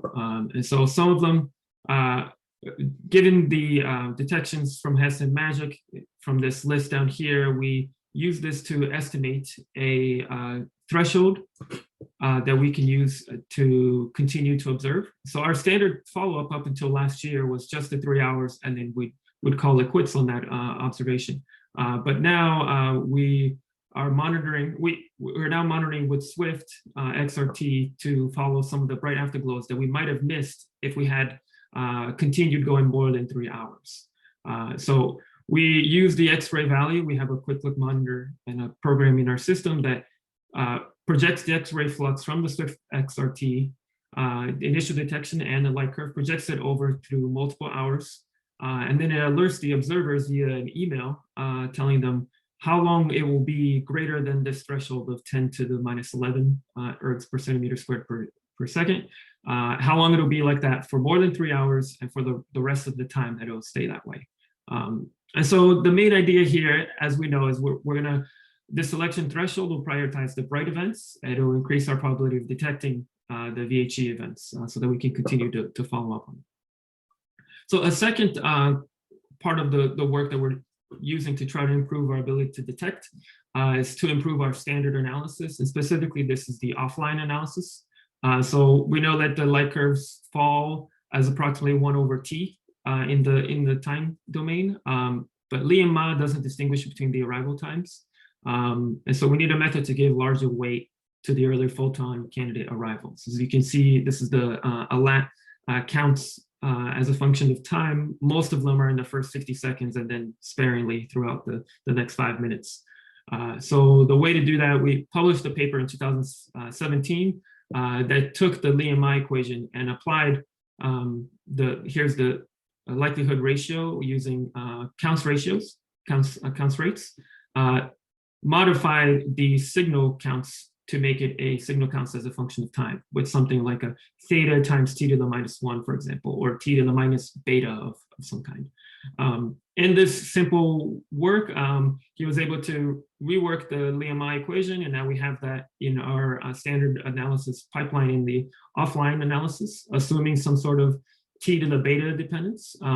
And we can easily do some simulations to confirm that this is a proper technique to use. So we used some Monte Carlo of a GRB, starting the observation 2 minutes after the burst, using the typical background rate of about a gamma per minute. If you do 500,000 simulations and you calculate all the significances for each of them and draw a distribution, you can see that for 35 minutes, if you look on this plot on the right here, for 35 minutes without the time dependence, just the standard Liam-Ma, you have a mean, a peak here of about 4 sigma, and then once you apply the time dependence, it goes up to 5 sigma.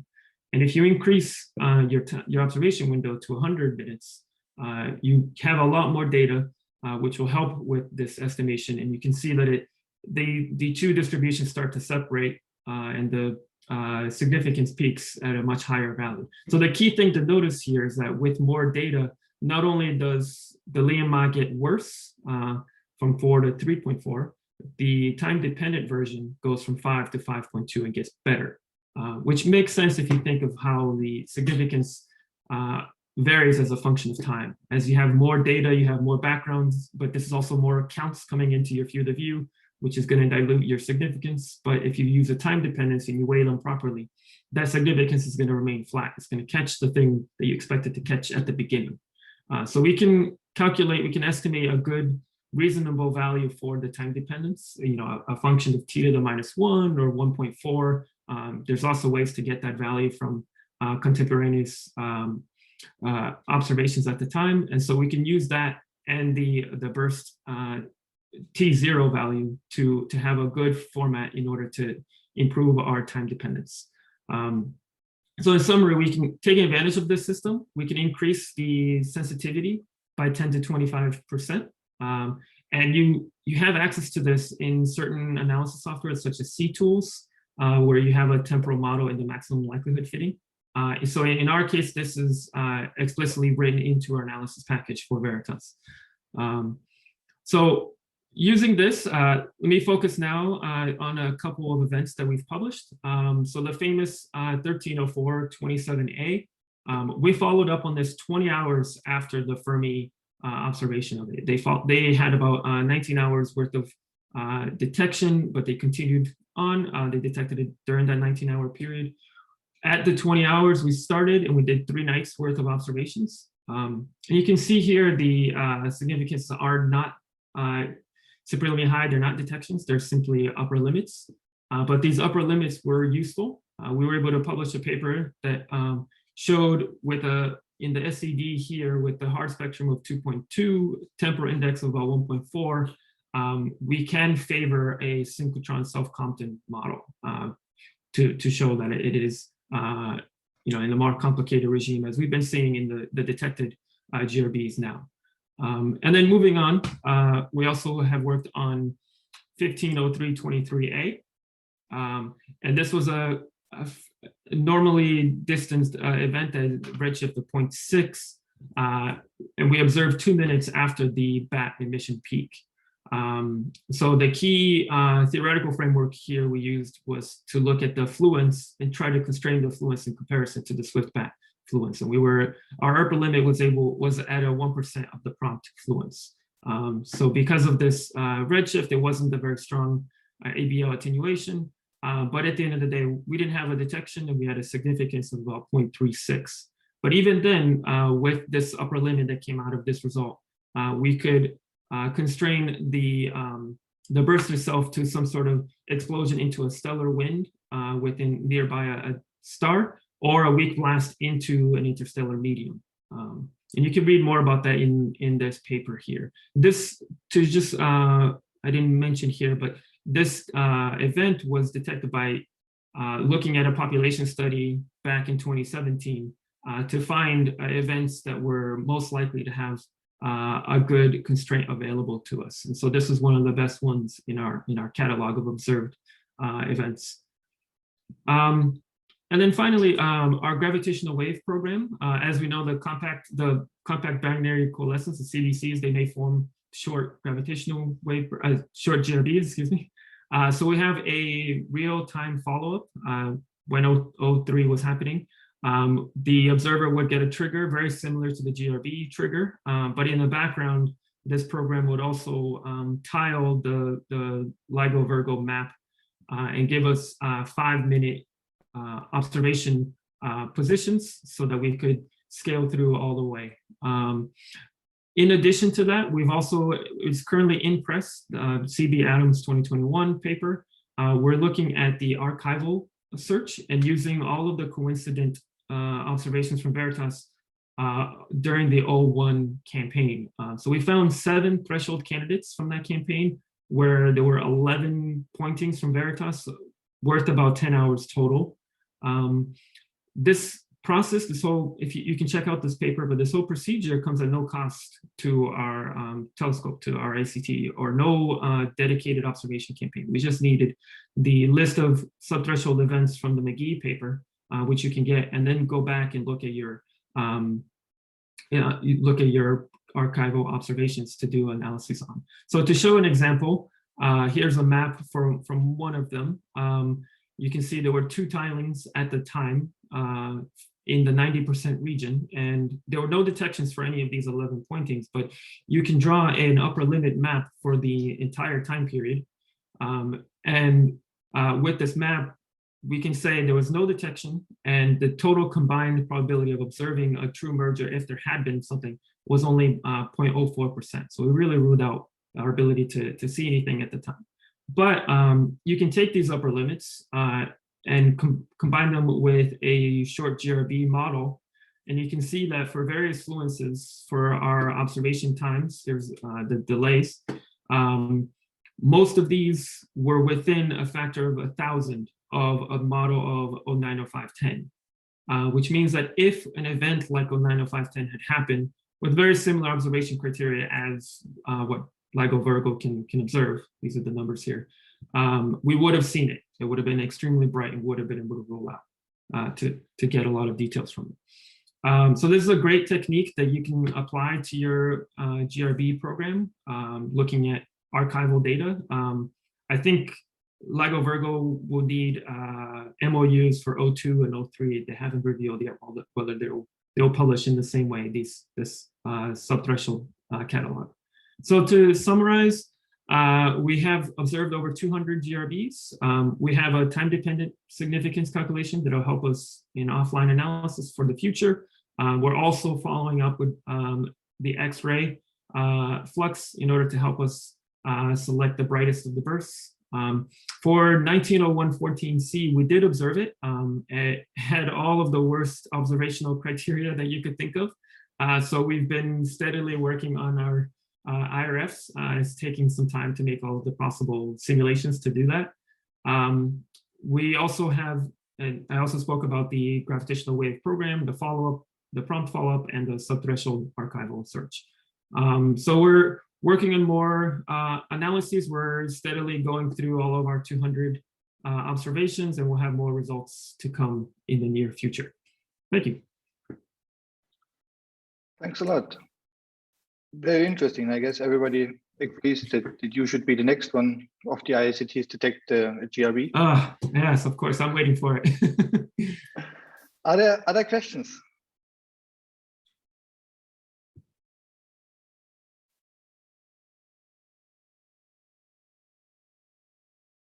Just a very basic one. What is this picture that you have in this last slide? It is the helicopter arrival. This H, what is that? No. Oh, we had a drone. We were at base camp, and we had a lot of fun with the drone. So this is at the top of the mountain, the pad that is right next to the telescopes in case for emergencies. Okay, thanks. I have a very quick question on your GRB modeling for the archival search related to the gravitational wave events. Are these assuming on-axis GRBs, or do you also allow for off-axis GRBs like GW17 or 817? We at the point of the paper we only did on-axis. I think it would have been a little bit more challenging to do off-axis. Yeah. Right, because that might change the picture, right? Because there was right. no very high energy emission associated to GW17 or 817, so which might be due to the off-axis nature of the event, so that might happen again. Also which would have had also a different fluence, right? A different time dependence off-axis. Yeah. Okay, I don't see any other questions. Sorry. Edna, yeah, go ahead. Yeah, I don't know how to raise my hand, so I have to just jump like a wild person. Yeah, I wanted to ask, I mean, in slide, where are we, 14? Or I mean, this model now of the long integration time, or depending on how your observation is. Do you take into account the background rate, like the proper background rate on the way that the ICT is observing through the sky? So we do actually, I didn't mention it in these slides, but we do, that was also part of the simulation. If you could vary the background rate as well, both have a time dependence. And I imagine that, I mean, in the end, you get an answer that this is very dependent on the way that the gamma rivers are being observed, no, in terms of the zenith angle of the observation. Of course, yeah. Or how big is the impact? I mean, that's my question. How big is the impact of the zenith angle in terms of this optimal time of integration? I have to check. It could be significant depending on how far you're going. If you're slowing several tens of degrees over the course of your observation, it would be significant. Okay, thank you. Okay, thanks again. Thanks, David. Let's move on to Christy, who will talk about the Hawk air shower array GRB program. Yeah, just completely throw a wrench and everything and talk about survey instruments instead now.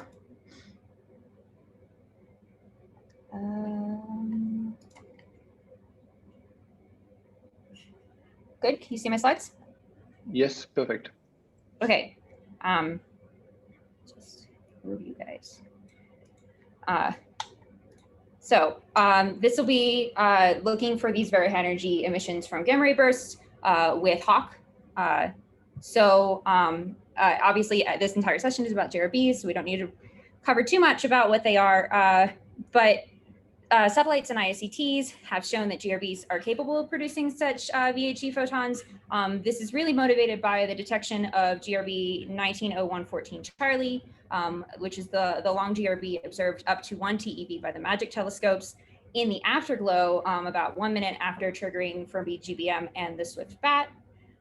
So the idea would be that if Hawk could see such high energy emission, it would provide really critical information about the origins of prompt GRB emissions and a bunch of physics. We would be able to constrain or probe the extragalactic background light, and this would be over cosmological distances. The GRB spectrum above 10 GeV can be used to constrain the Lorentz invariance violation. And we would also obviously look for insights into the acceleration mechanisms that would be estimating the bulk Lorentz factor. And really only a wide field of view observatory with a high duty cycle could place such constraints, because the key to success here is really the ability to catch a burst as it happens. So about such a wide field of view high duty cycle observatory, the high altitude Water Cherenkov Gamma Ray Observatory or HAWK, is a successor to the Multi-Wavelength Observatory. It's a ground-based air shower array inaugurated in March of 2015. So that's when we turned on the full main array and started really taking data. It's located on the side of the Sierra Negra volcano in central Mexico. It's at an altitude of 4,100 meters above sea level. It comprises 300 water tanks. They are all instrumented with 4 upward-facing photomultiplier tubes. So you can see those here. There's 3 8-inch PMTs and a central 10-inch PMT. And they detect the Cherenkov light produced by secondary particles, because every one of these 5-meter tall, 7.3 meter diameter tanks, which we can genuinely use a T-Rex for scale here, is filled with about 200,000 liters of water. And we detect the secondary air shuttle particles at ground level from both gamma and cosmic ray primaries. We are up about 95% of the time or greater, with an energy range from about 300 GeV to above 100 TeV. Additionally, from the image that you just saw, since in 2018, we began using what we call the Outrigger Array. These are a bunch of small tanks surrounding our main array instrumentation. They're 1/80th the size of the main array tanks, and they each contain 1 upward-facing PMT as well as a bunch of water. And they really provide enhanced sensitivity above 10 TeV. And this allows us to accurately determine core positions for showers off of the main tank array. And it increases our effective area above 10 TeV by about 3 to 4 times, which is a really significant improvement. We've been taking data since 2018, but they'll really be analysis ready in late 2021. So the data from these will really be upcoming results. So all those combined, both the main array and the Outrigger Array use the water Cherenkov technique to detect the air showers from particles incident on the Earth's atmosphere. Our system reads in every single PMT and processes this data in near real time. We only have about 4 seconds of delay to reconstruct these showers all day, every day. So this results in a really large field of view. We can see 2/3 of the sky every single day. And so what that shakes out to with our differential flux sensitivity is, especially in the Northern Hemisphere, we're one of the most powerful high energy detectors. And you can see here in orange the really significant improvement we get at the highest energies with the Outriggers. And overall, these properties allow us to search for new sources as well as go back and search archival data. So we can do both. We can look in real time and we can look in archival data as well. Especially since there's been a lot of talk about the IACTs, how do we compare in the gamma ray detector landscape? So obviously we have a wide field of view and we have a really high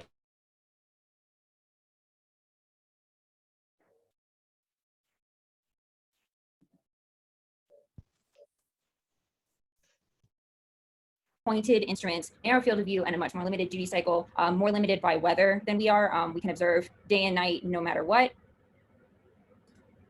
I'm going to turn off my video because it says my internet's unstable, so I apologize. But the IACTs have really excellent sensitivity. So there's really good complementarity here between the survey instruments like HAWK and the IACTs like MAGIC and HESS and Veritas. So particularly for HAWK and these VHE gamma ray burst emissions, our wide field of view, which is 1/6 of the sky at any given instant, is really needed to see the high energy transients like GRBs, which typically have prompt emission durations shorter than the slewing times of IACTs. Because we are a survey instrument, we do not need to point. We kind of just look up all of the time, and there it is. Our effective area is also incredibly large, and this is really advantageous for us. It's greater than 100 times the size of Fermi at energies greater than 100 GeV. Their limited size means that the satellites are not expected to provide useful statistics above tens of TeV, so this is where we can really shine. We can also observe GRBs before, during, and after the prompt emission phase measured by satellites. So this is really critical for determining the start time and duration of prompt emission around 300 GeV. This is relatively unknown because the satellites don't detect a significant number of photons at these energies. So HAWK can really swoop in and provide information here that other detectors aren't giving. And you can see here from our sensitivity to both short and long GRBs that while Hawk is more sensitive to the long GRBs, we're really the only player in the game for survey instrument for short GRBs because we have no slewing time and we have our very high energy range. So our detector is really poised as a double threat, and both classes of GRBs should be prime observational and analytical targets for us. In terms of the VHE emissions, they have only so far been seen late in time in the afterglow, but this perhaps is due to the fact that the IACT untriggered observations are limited by their slewing time. This is definitely something to look into. It's unknown at this point, but really what Hawk does is we provide an optimal complement to observation by satellites. And also with our follow-up, we provide an optimal counterpart to the IACTs as well. So for our GRB program specifically, we have 2 dedicated analyses. We have a self-triggered all-sky search and a rapid response follow-up of GRBs reported by satellites. And both of these methods are performed both in real time at the Hawk site. So this is the 4-second delay that I was talking about earlier, as well as on archival data. And performing these on archival data really gives us access to improved calibration and reconstruction algorithms. And then the archival data is really important for following up on reported emission from IACTs because we trigger on, for the follow-up, we trigger on satellite data. And this isn't just one size fits GRBs. We use this follow-up and search for other transients with timescales and fluxes similar to GRBs. So we've already used this for primordial black holes and gravitational wave follow-ups, as well as in-process analyses for following up for very high emissions for fast radio bursts. For the self-triggered all-sky search, what we do in real time is we continuously search for GRB transients above 300 GeV. We use sliding time windows with typical sizes that correspond to typical peak structures within GRB light curves. So this is 0.2, 1, 10, and 100 seconds. And we slide these windows in time and space by only 10% of their size per step. So this creates 90% overlap. So we are sure we are getting all of it. And we make sure that we really work out if it wasn't in the middle of our field of view or in the middle of that particular pixel, how to deal with that. We can also pass external triggers in order to perform limited sliding time windows. So instead of searching the entire sky, we can say, just look in this one specific region. And this could be near the trigger time and location of known GRBs or not, depending on the goal. And this really allows fine tuning of the start time of VHE emission when looking for follow-ups. And because we can perform this on archival data, this allows us to perform look-backs, not just the look-forwards that IACTs can, because theoretically, we've already been looking at this part of the sky and have been for some time now. And so we already have the data, it's there, we can go back and look at it. This program produces p-value statistics for each searched point, whether it's continuous or externally triggered. And we compare this to an expected well-modeled background to get those values. So in contrast for the rapid response follow-up, we use triggers from SwiftBat, Fermi-Lat, and the Fermi Gbm that fall within Hawk's field of view to search for any indications of VHE gamma ray burst emission in our data, either in real time or in archival again. So for real time, the follow-up of GCN notices for triggered searches is about 30 minutes, but we are again looking at the start of the emission and a little bit before because we can search that archival data. So we fix the search window start time to match the external trigger provided by the satellite. And then we also restrict the spatial portion to the reported error on the known GRB location. So we don't really kill ourselves with trials or take too long to perform this test. And then we have the ability to test for delayed onset VHE emission when performing these follow-ups as well, because we can just continue to take data on that spot or look for it in archival data. So for the not so great news, despite how ideal Hawk is for the observation of VHE emissions of gamma ray bursts, we have not yet seen one. We are obviously not the particular favorites of RNGesus because the GRBs that have been detected to date, well, since HAWK has been turned fully on, so since 2015, were not in the HAWK field of view. So this includes GRB 1901-14 Charlie, and then 1807-20 Bravo, and 1908-29 Alpha, all of which we might have expected to see some sort of significant signal within HAWK. They were not in our field of view. However, overlaying the HAWK sensitivity, even at some pretty extended zenith angles on the flux per time of the 1901-14 Charlie from MAGIC, we expect that HAWK likely would have detected it if it had been in our field of view. And if HAWK were to trigger on a GRB, we're set up to alert the community and then coordinate alerts between different experiments fully. We would use the GCN network, obviously, and ATELs for confirmed significant observations. HAWK has already sent 47 circulars in the past year. And this would be to promptly notify the community. And we've already been using AMON, which is the Astrophysical Multi-Messenger Observatory Network developed in collaboration with IceCube for sub-threshold triggers. And so this has a bit of a delay, but what it does is it reports hotspot parameters for any events above an estimated background around 2.75 sigma or so. And then AMON processes these and sends alerts to the GCN if it passes a false alarm rate threshold, which is determined to be about 1 event per year. So we pass all of our sub-threshold triggers to AMON anyway, just in case, to make sure that we are really informing the community of everything that we know. So despite the fact that we haven't seen one, either in self-triggered or as a follow-up, we are really optimistic that recent improvements will greatly improve our sensitivity to GRBs, and that at the next one of these, perhaps, or maybe even sooner, we will be reporting on a detection of a GRB from HAWK. We have upcoming better reconstruction for low energy events, so this really reduces the noise in our signal. We have multi-bin maximum likelihood analysis, improves our ability for short time scales. So before I showed that we are better for long GRBs, but we're really improving our ability to look for short GRBs as well here. And our multi-shower fit really increases our statistics. We've also improved some corrections to our shower planes so that our reconstructed core and our true core are better at the same spot. We have improved angular resolutions for when multiple showers occur on the array, so we aren't quite as limited to search for only single showers. And then we have data that has been reconstructed around known GRBs. So we have ongoing analyses utilizing these upgrades, including both a targeted revisiting of known GRBs in reconstructed archival data, as well as updates to the blind search to make full use of these improvements. We expect that the full data set with these improvements will be ready in the upcoming months, so that hopefully these results will be coming out to you soon. And thank you so much. Miigwech. This should put us a little back on time. Thanks a lot.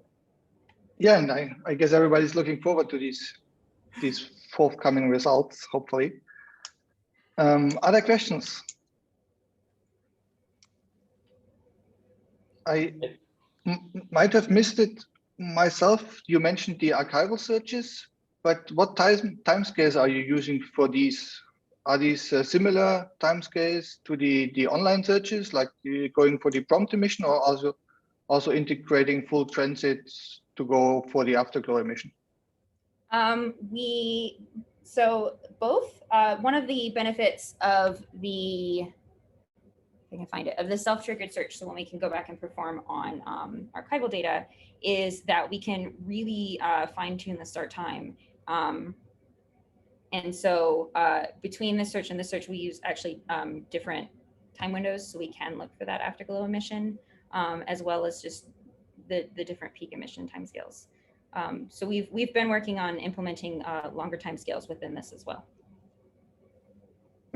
Because from as we discussed earlier, the deep afterglow observations by the ICTs probably hint to a chance to get HAWK detection if you integrate for over longer timescales. Yes, and we have been working on optimizing one of our analyses for such afterglow emissions. Perfect. Franz, do you have a question? Yes, I have one. Thanks, Christy, for the nice talk. And let's say sometimes HAWK delivered some burst GCN or notices. So how they are created right now. So are there spurious events, or can you comment on them? How we create GCN notices? So which are because none of them were confirmed as GRBs so far. So we have not, I just meant we've sent out 47 GCNs about anything. Because our system is set up for automatic GCN circulation for any significant observations, if we were to confirm a GRB at very high energy with a significant signal, we're already set up to inform the community promptly about it. Now, I was asking whether you are going to do somehow a comprehensive analysis of these alerts, try to understand what they were caused by. Like, my apologies. Yes, I believe that is the plan. To go back in, you're asking about going back through the ones that we've received alerts for and really trying to figure out what caused their high energy emission? Yes, yes, indeed. Yes, yes. We plan to, one of the analyses, and this is also the one that we're trying to implement longer timescales for, would really try to throw several different models at each of these follow-ups on archival data and try to place constraints on what caused them and what caused that very high energy emission based off of our results and hopefully our observation of them. Okay, thanks. Are there other questions? I don't see any. Okay, thanks, Christy. Then let's move to Jagdish, who has the job of trying to tie all this together in a theoretical framework.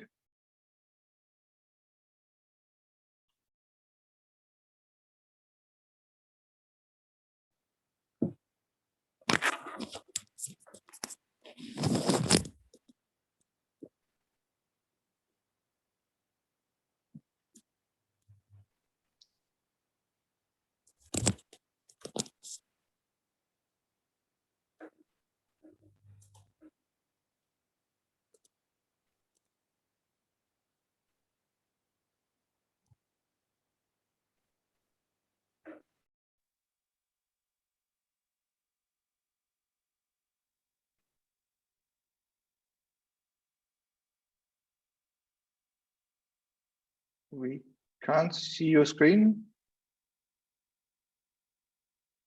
anymore.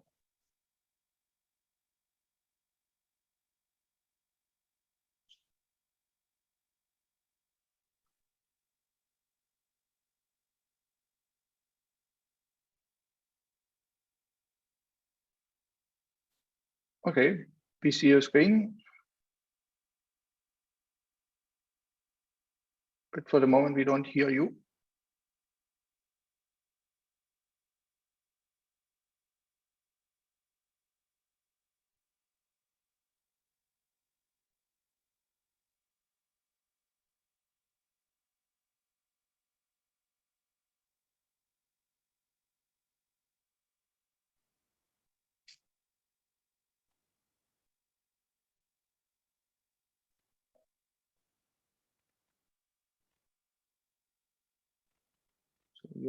Your mic seems to be on, but we can't hear you. And we see your screen. That's fine, but you have no sound.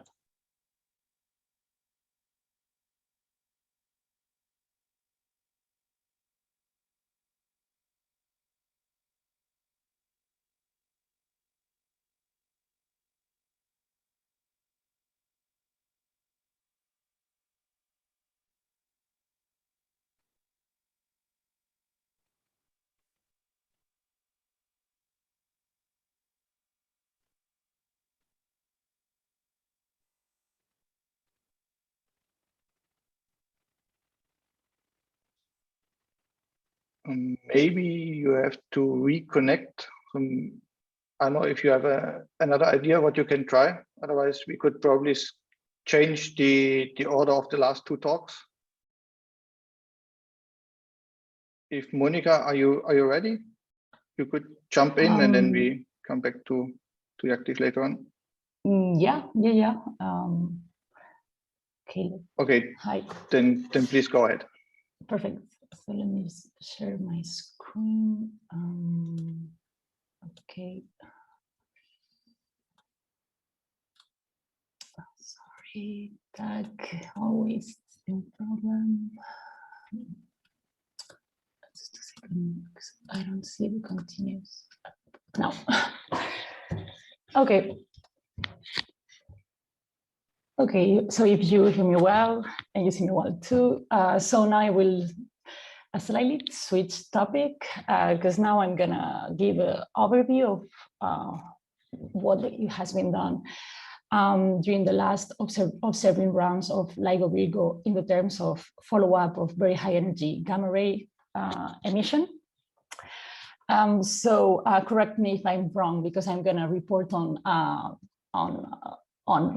results that are from basically all of you guys. So just let me know.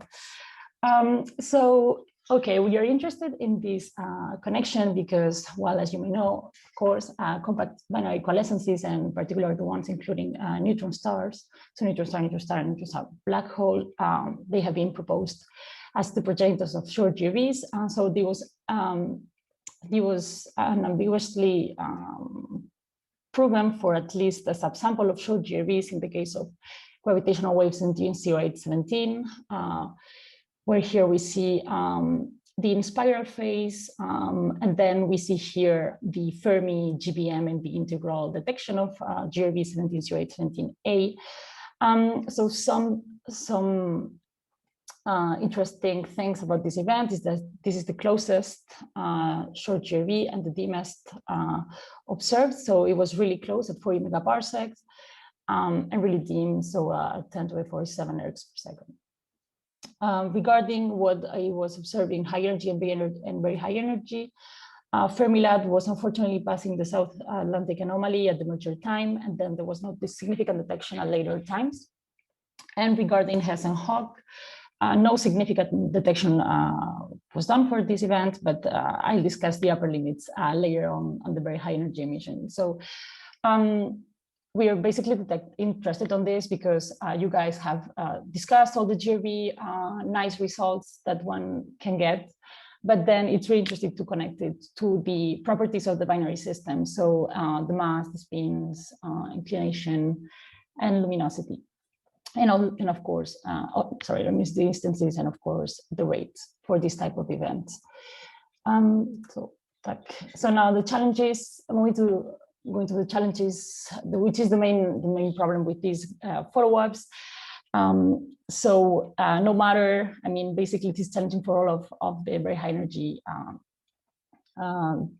technique instruments. So here you see the particle detector.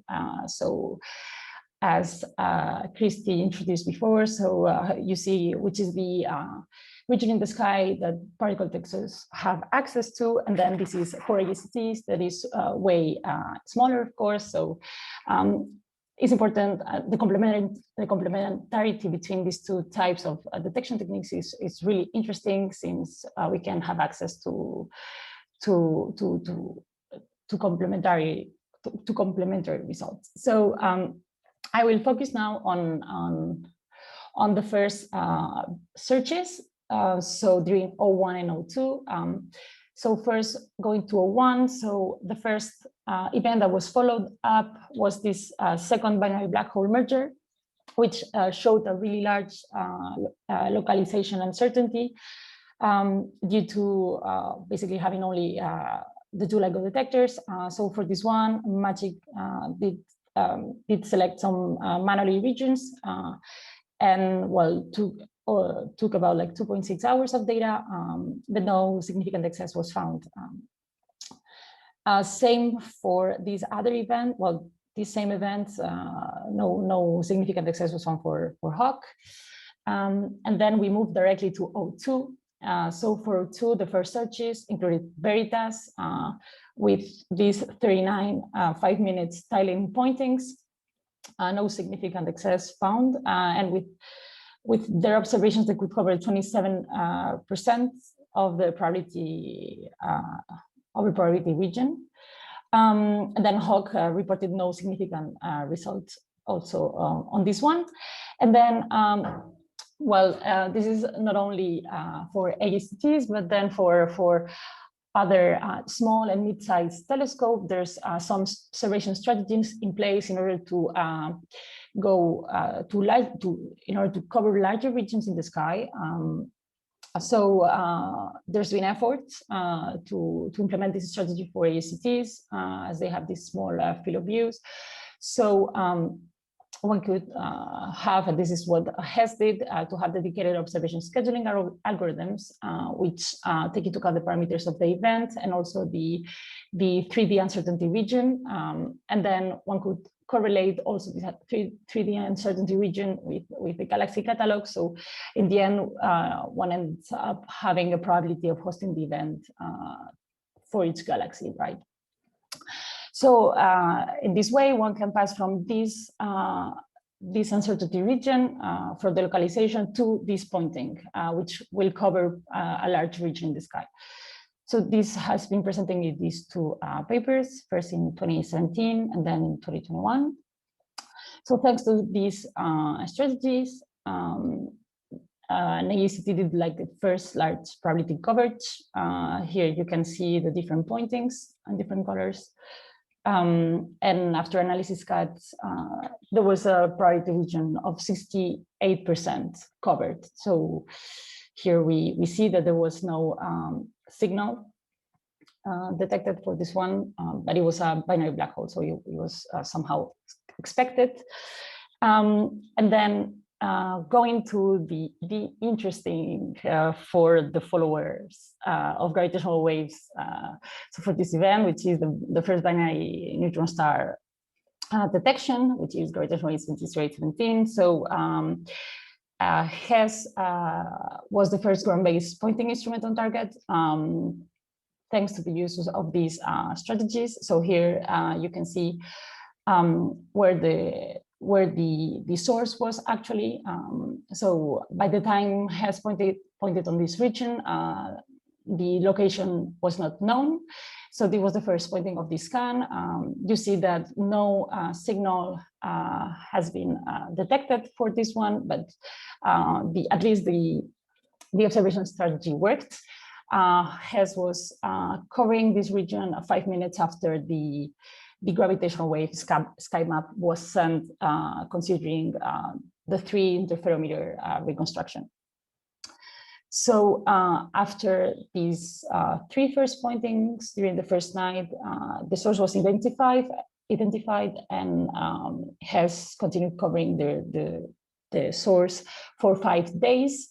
In this way, has put constraints on the very high energy emission from external inverse quantum in the afterglow shock with X-ray photons. So here you see the upper limits of HES for 5.3 hours to 5.8 hours after the merger. And you see how this can constrain the emission expected for on axis after 4.4 hours and 7 hours here and here. Then these other upper limits for the rest of the nights, you can see them here, and then they are also putting constraints on the emission expected for this with this model for 0 degrees, and then also for 15 degrees and different energies. So you see that it could have been constraining. So in the case of having this super great scenario, HES would have detected the event. Now, staying still in gravitational wave 170817, now I will, the other short-term follow-up that happened was by Hawk. This event entered in the field of view 8 hours after the merger, and it stayed for 2 hours. So no significant detection was detected, but Hawk derived upper limits for the emission. And then not only there was a short term, but thanks to the Hawk capabilities, Hawk could do a long-term observation campaign, where here we see all the different logarithmic time windows, and this put some limits on the theoretical SSC at 1 TeV that we can see here and that have been reported in ICRC 2019. And now moving back to HESS, but now in the long term, there was an observation campaign for that here you see for the peak at X-rays and radio. So thanks to this campaign, there's been some constraints on the magnetic field that have been derived by connecting the synchrotron emission and the SSC for different models, taking into account relativistic jet, non-relativistic, and different magnetic fields. Okay, now all this was for O2, and now moving to O3. O3 was really like the consolidation of the gravitational wave astronomy. Here I report the binary neutron star range for the different interferometers of the network. And this was a year, a run that lasted for about a year. It was 11 months due to COVID, but there was a total of 56 online detections that were not retracted. 24 of them, they were. So out of these 56 detections, the largest probability associated to each event makes that we can say that 38% are most probably binary black holes mergers, 6% binary neutron star, then we have some black hole neutron star and other types. Nevertheless, for this observation run 03, there was no electromagnetic counterpart which was associated and confirmed for any of the events. So I just quoted here some of the results of 03, which include the catalog paper. There's the 03A paper out, and soon there will be the transient catalog 3 for 03B. Some of the results include binary systems with large asymmetric masses, neutron star candidates, also first two binary black hole neutron star systems with these masses, the masses that I quoted here, that was presented last week. Now, moving to the observations during 03 by the different AECTs. So you already gave the details on this, but just to see the picture for the 3 AECTs currently taking data. MAGIC has the same thematic strategy with 2 cases of interest. One is well-localized gravitational waves, and the other one is to follow up identify transients, which may come through GCN and ATOS. In the case of Veritas, their strategy is to follow up to do short exposures of 5 minutes using this greedy traveling salesman algorithm, according to the ICRC 2019. So in these proceedings, there's different events that were followed up during the first, during 03A. We see here that there's this one where the probability of the binary neutron star was pretty high, was 99%. Nevertheless, they could only take 2%. They could only cover 2% of the uncertainty region.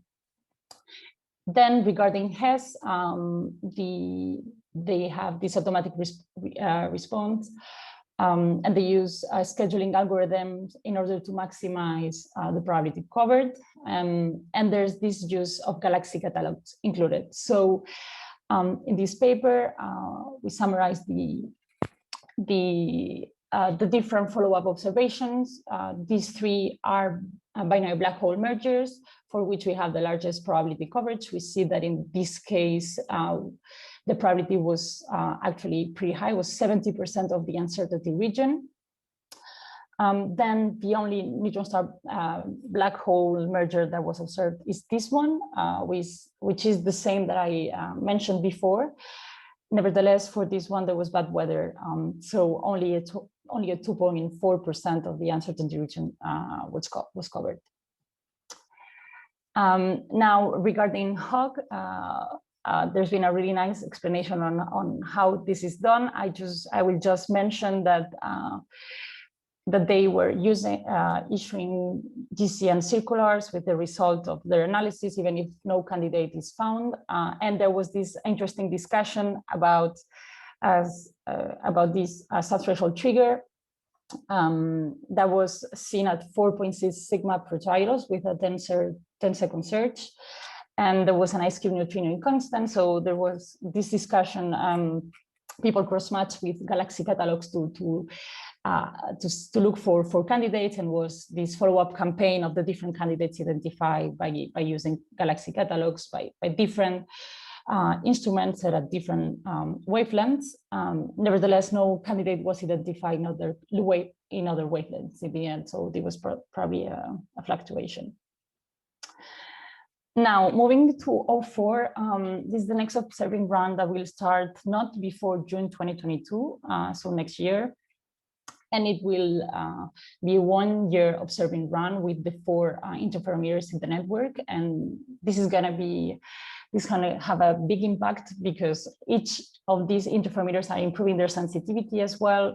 This will translate in an increase on the number of detection, of course, and also larger signal-to-noise ratio for closer events. So in the end, we will have better localization for the events. I quoted here some numbers for what is expected for the 90% uncertainty region in the case of 04, where we see an important improvement compared to 03.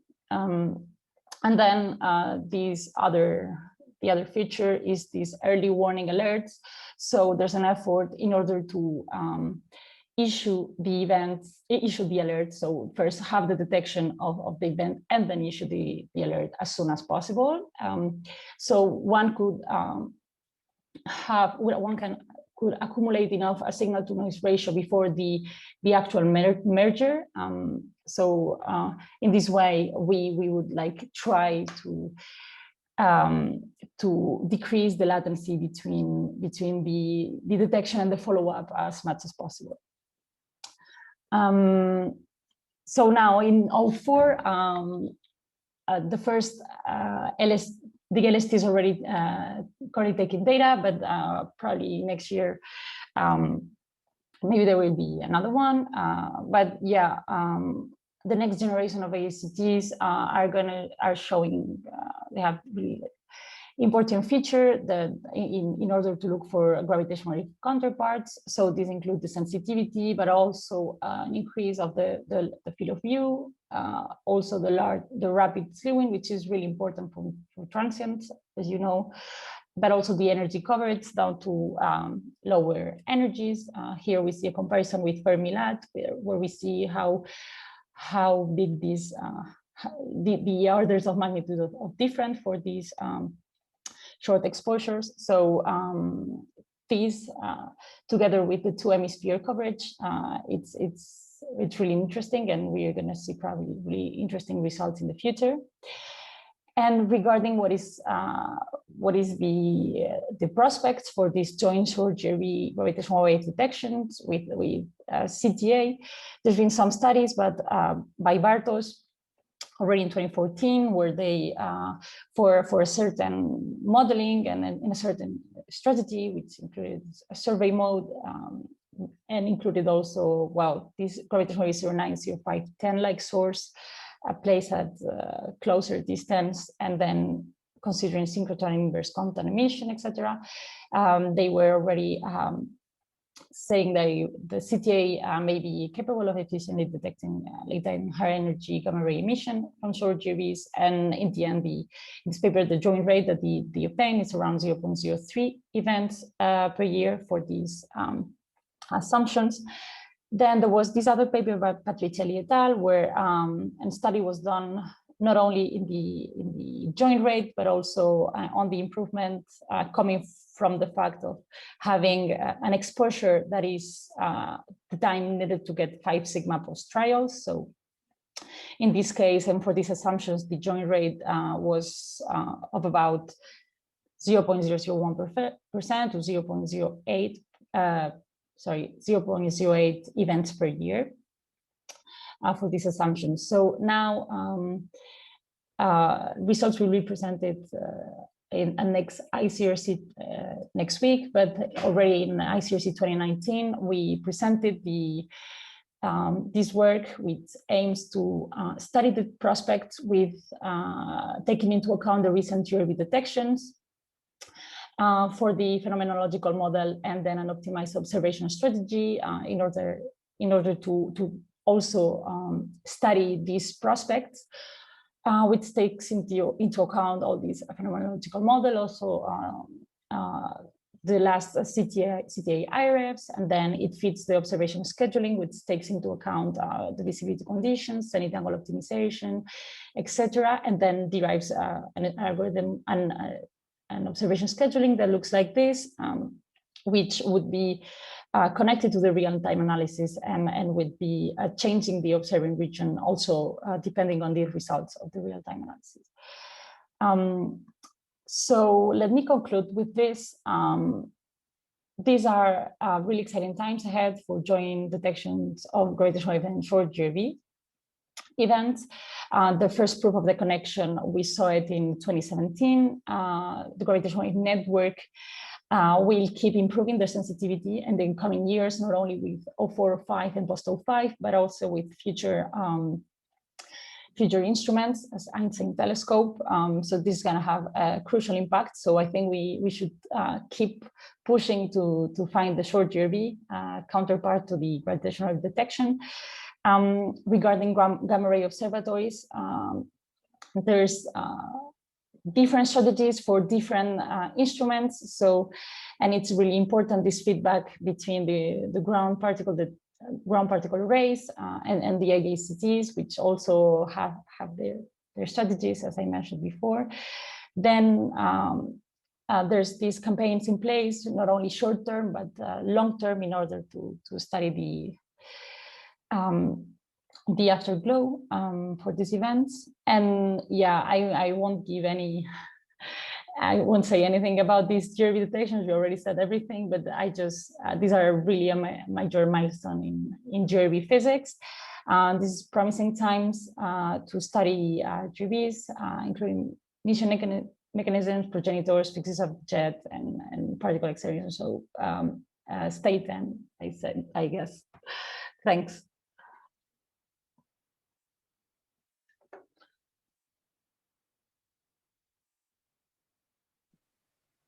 Thanks, Monica. I don't know whether Fabian is still here. Thanks for the nice talk. Are there questions to Monica?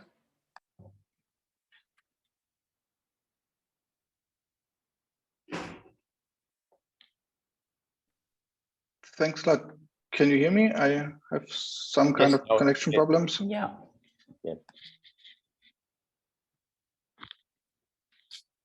Yeah, I can hear you. Well, not now.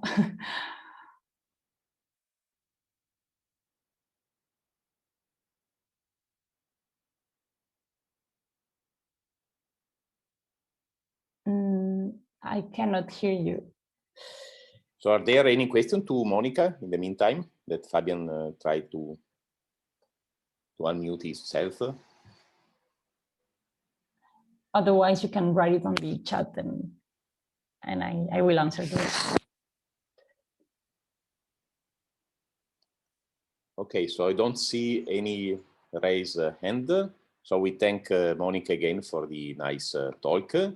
And now we try to go, and thanks the speaker for the nice introduction to this very nice topic.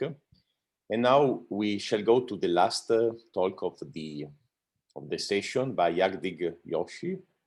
And he might try to share again the screen and try to talk. Can you try to talk now? Yes. So can you hear me now? Yes, perfectly. So go ahead. Can you see my screen? Yes. Okay, thank you. Thank you for the presence. And it was some issue with my network actually. So, so from the talk in the session, it is very clear that this very high energy component is very important. We know from the modeling of GRBs that at lower part of the spectrum in the X-ray on radio, the synchrotron is the dominant mechanism. It produces the afterglow well.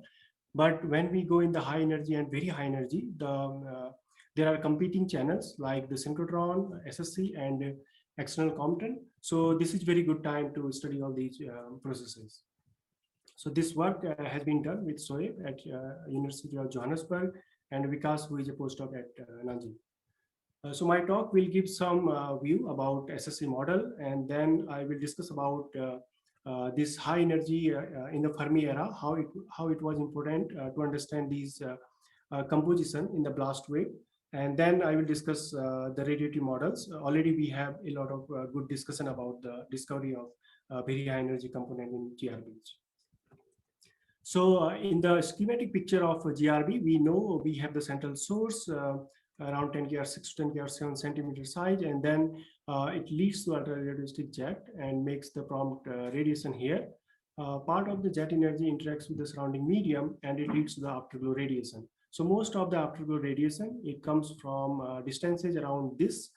At these distances, what happens that some of the afterglow parameters or for certain set of afterglow parameters, very high energy gamma ray do escape, and they don't go gamma-gamma pair production. So afterglow radiation is actually one of the zone where very high energy gamma ray can escape to the observer.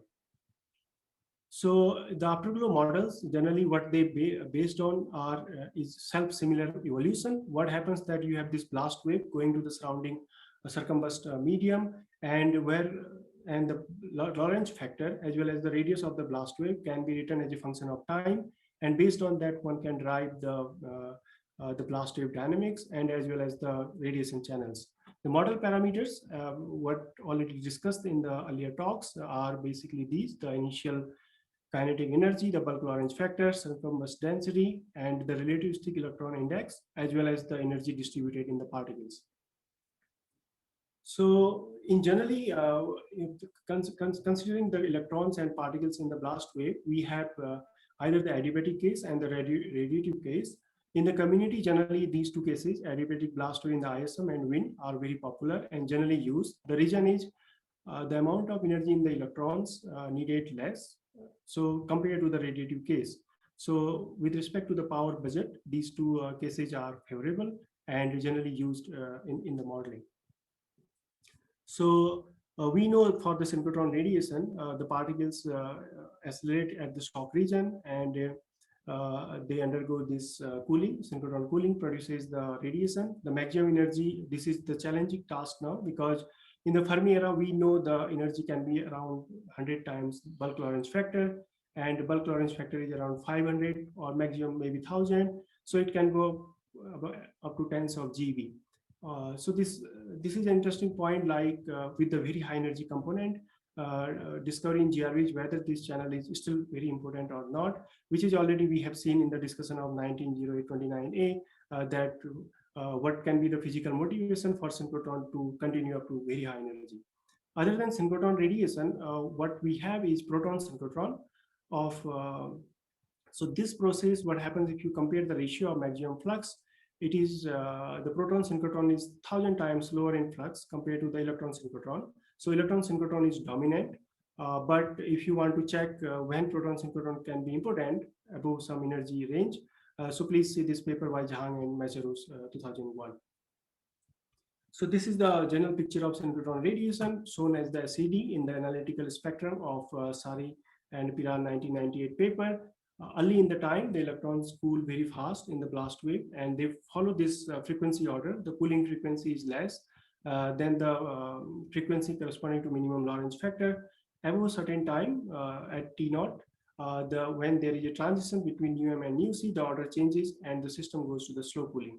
In the slow cooling, the electrons above, mostly above UC, they are cooled. In the fast cooling, most of the electrons are cooled within the dynamic time of the blast wave. So other mechanism, which is a natural process, like because we have the electrons in the system in the blast wave and we have the synchrotron photons, these electrons, basically these photons can be upscattered by the electrons and can produce this mirror copy of the synchrotron emission. Again, the same two important, the two channels which are very important, like the slow cooling and the fast cooling, can be discussed in this scenario. The SSC can be either in the Thomson regime, where the upscattered photon energy is gamma square times the synchrotron photon energy, or it can be in the clandestine regime, where this is proportional to the linearly proportional to the electron Lorentz factor. I will just skip this slide because we have already very nice discussion about how multi-wavelength radiation is giving us the afterglow picture and giving us sources in lower wavelength, high energy to very, very high energy. So here I will just give two examples. In the Fermi era, which we had the bright GRBs, where this component discovery had been used to understand the jet composition. So for example, if one considers GRB 090510, what happened that LET detected this component above 100 MeV, and this flux with time has evidence basically of a break in the component. So this component was studied, and the origin of this component was found to be consistent with the proton synchrotron model. However, these radiation in the X-ray and in the optical were dominant by the electron synchrotron radiation. However, to do this, one has to make sure that the fraction of energy going to protons is 1,000 times larger than the fraction of energy going to electrons. So other than this short GRB, we have another example of long GRB 130427A. It was one of the brightest GRB before the very high energy era. And we had photons of energy 95 GeV in the afterglow, very close to the boundary where the high energy gets transition to the very high energy. So Tam and Liu et al. Discussed the origin of this component, of this LET component, and they found that this can be explained with a SSC component. So this was the first indication that SSC component may exist in GRBs, but after 2013, it took a few years, like 2006 years, to really discover some component which is very hard in very high energy and can be explained with something like SSC or EC without any challenge from the synchrotron component. So here I will just discuss. I will actually skip because already there is really good discussion about this magic GRB, and we know this magic detection starts somewhere above 55 seconds. And if one considers the emission in the afterglow, they follow power law, nice power law. They are the prediction of the fireball model, and the emission in the magic starts here, which is approximately having isotopic energy 10 to the power -3 times the isotopic energy in the prompt emission. So these were the first signals, and in the very high energy. And if one considers the X-ray flux, they have very similar flux levels in X-ray and TeV. The second GRB, the HAS1, have been a component detected around 10 hours, was very, very deep because the flux levels and the isotopic energy were like 10 to the power -6 times the isotopic energy in the prompt emission. So it was again another long GRB, and it was having the flux levels very similar in the X-ray as well as in the TeV band. So as discussed by the talk earlier by Adina, that the light curves are very well detected by HAS after like first night, second night, and third night, and there was the signal was very strong here, and then the significance goes down. It was the example of a low luminosity GRB where the luminosity is around 10^50, and it was a very local source. So this means the EBL attenuations are not very important, as well as because of very low luminosity of this source, the internal attenuation are also less effective. Again, this was a deep signal around 10^-5 times energy in the afterglow compared to the prompt emission.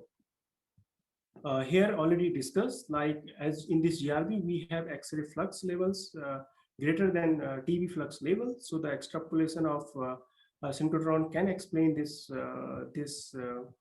very high energy regime. But the question again comes like the physical challenges in the sense how one can achieve these energies in the synchrotron model. So this GRB already opens this question, whether synchrotron radiation can reach to this energy or not.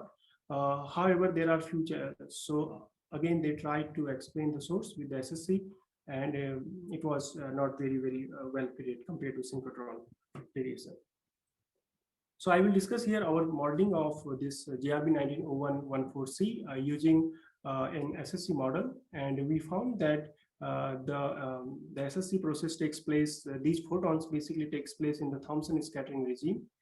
These vertical lines here, they show the Thomson maximum energy at 90 seconds and 150 seconds. So with time, the Thomson scatter maximum energy of photons in the SSC goes to lower energy. So late in time, the process would definitely go to clandestine regime. Here we found the internal attenuations are not very important, and the EBL starts to be effective at 200 GeV using the Finke et al. Model, and consistent with the attenuation shown here. Using the same using the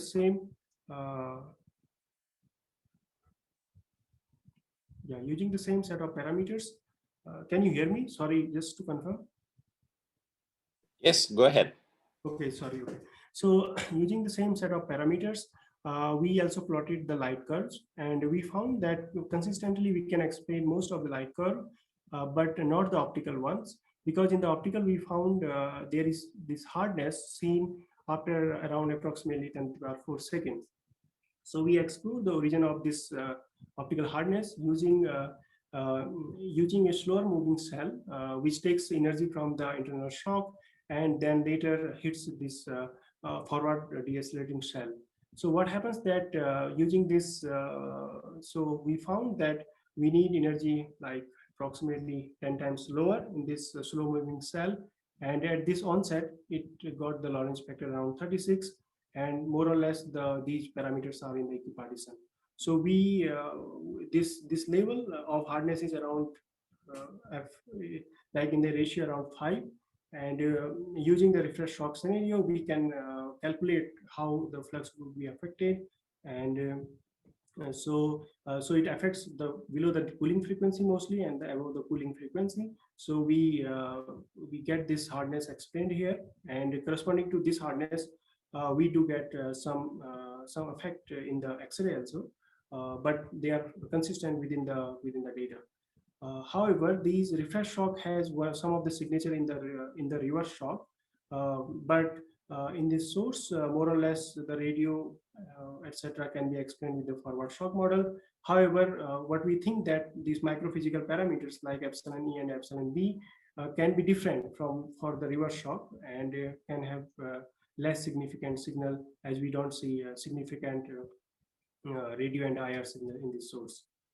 So other than that, we also studied this GRB 180720B, which is like detected by HES late in time.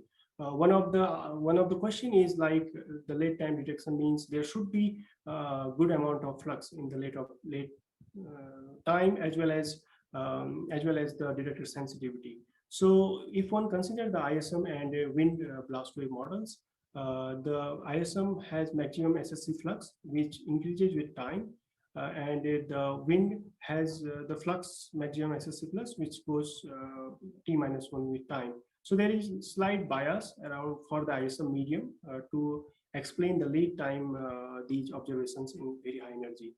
Also, if one check the paper by Frey et al., they have discussed that the closure relation of X-ray light curve infers that the ISM model would be a better one for this source.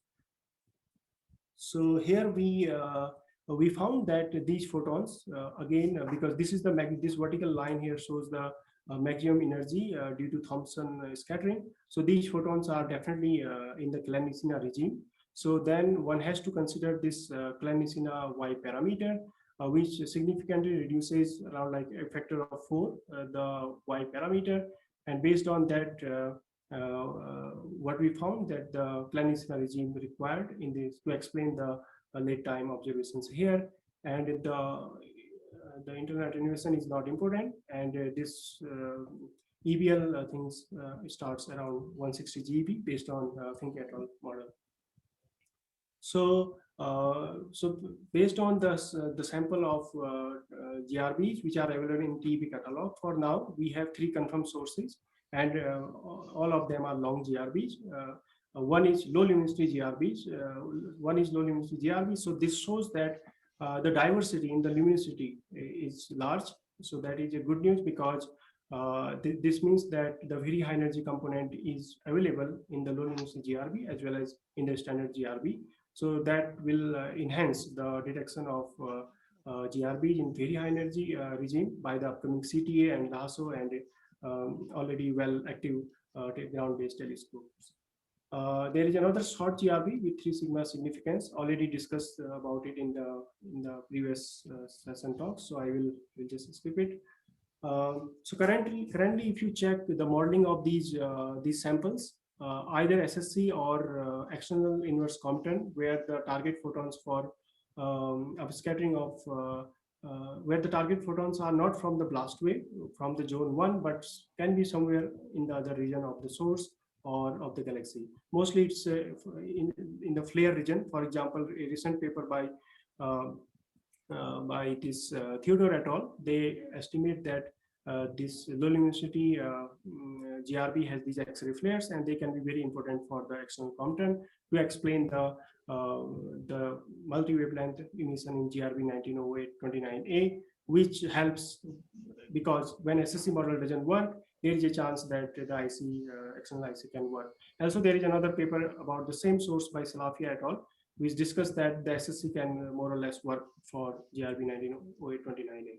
So other than that, using these very high energy observations in gamma rays, Asano et al. Has discussed recently the implications for studying the electron acceleration at the shock region.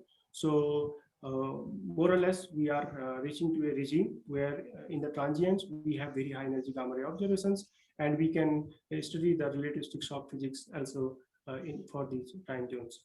So with this, I will just come to my summary that at least if the X-ray and TeV flux are of the same level, then SSC models look sufficient. If not, then there are, like, for example, for 1908-29A, there are 3 competing models, either electron synchrotron or SSC or external Compton. So it would be interesting to see that in future, if more low luminosity GRBs detected, then how the modeling goes and what we understand in future. So it's very low luminosity GRB, in particular, their frequency is higher and they are nearby, so they can give more intrinsic information about the very high energy spectrum of gamma rays bus. So it will be interesting. So thanks. Yeah, thanks for your attention. Thanks a lot. Thanks, sir. Are there other questions?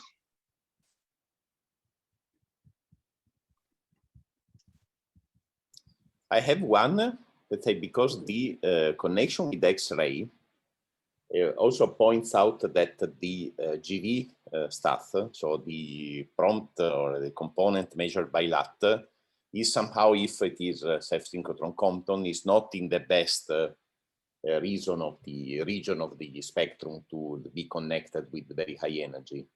So do you think that we need to change something, let's say, having for the future more sensitive X-ray instruments instead of, let's say, having, let's say, hard gamma ray instruments on space?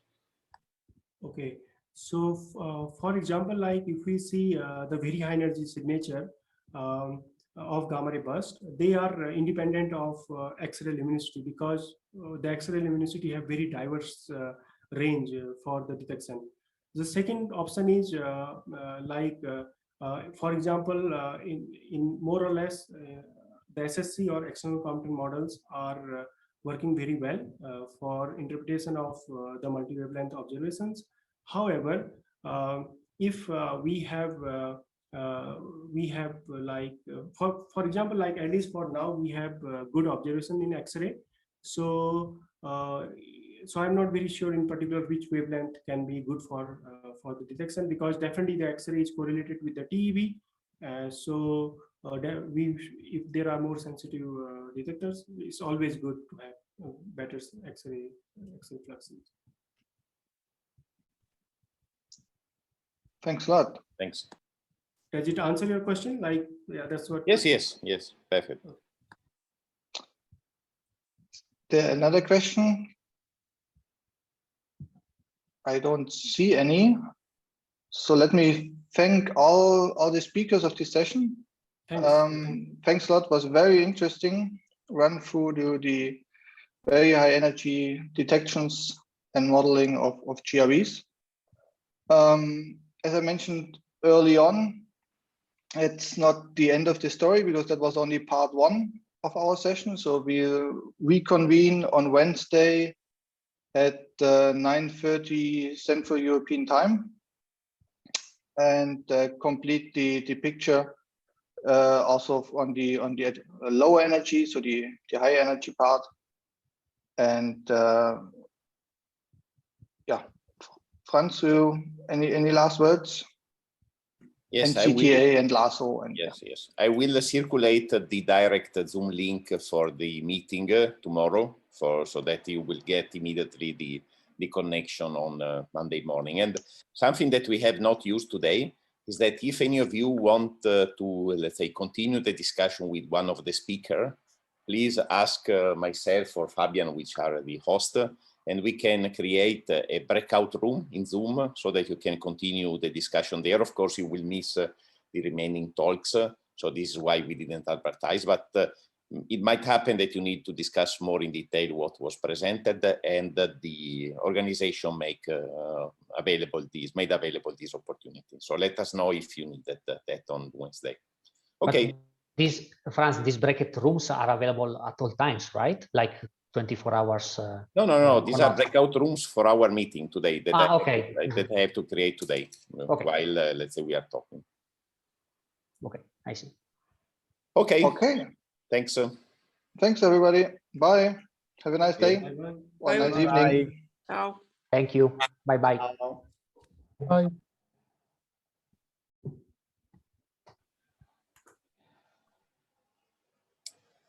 Okay. Ciao, Fabian.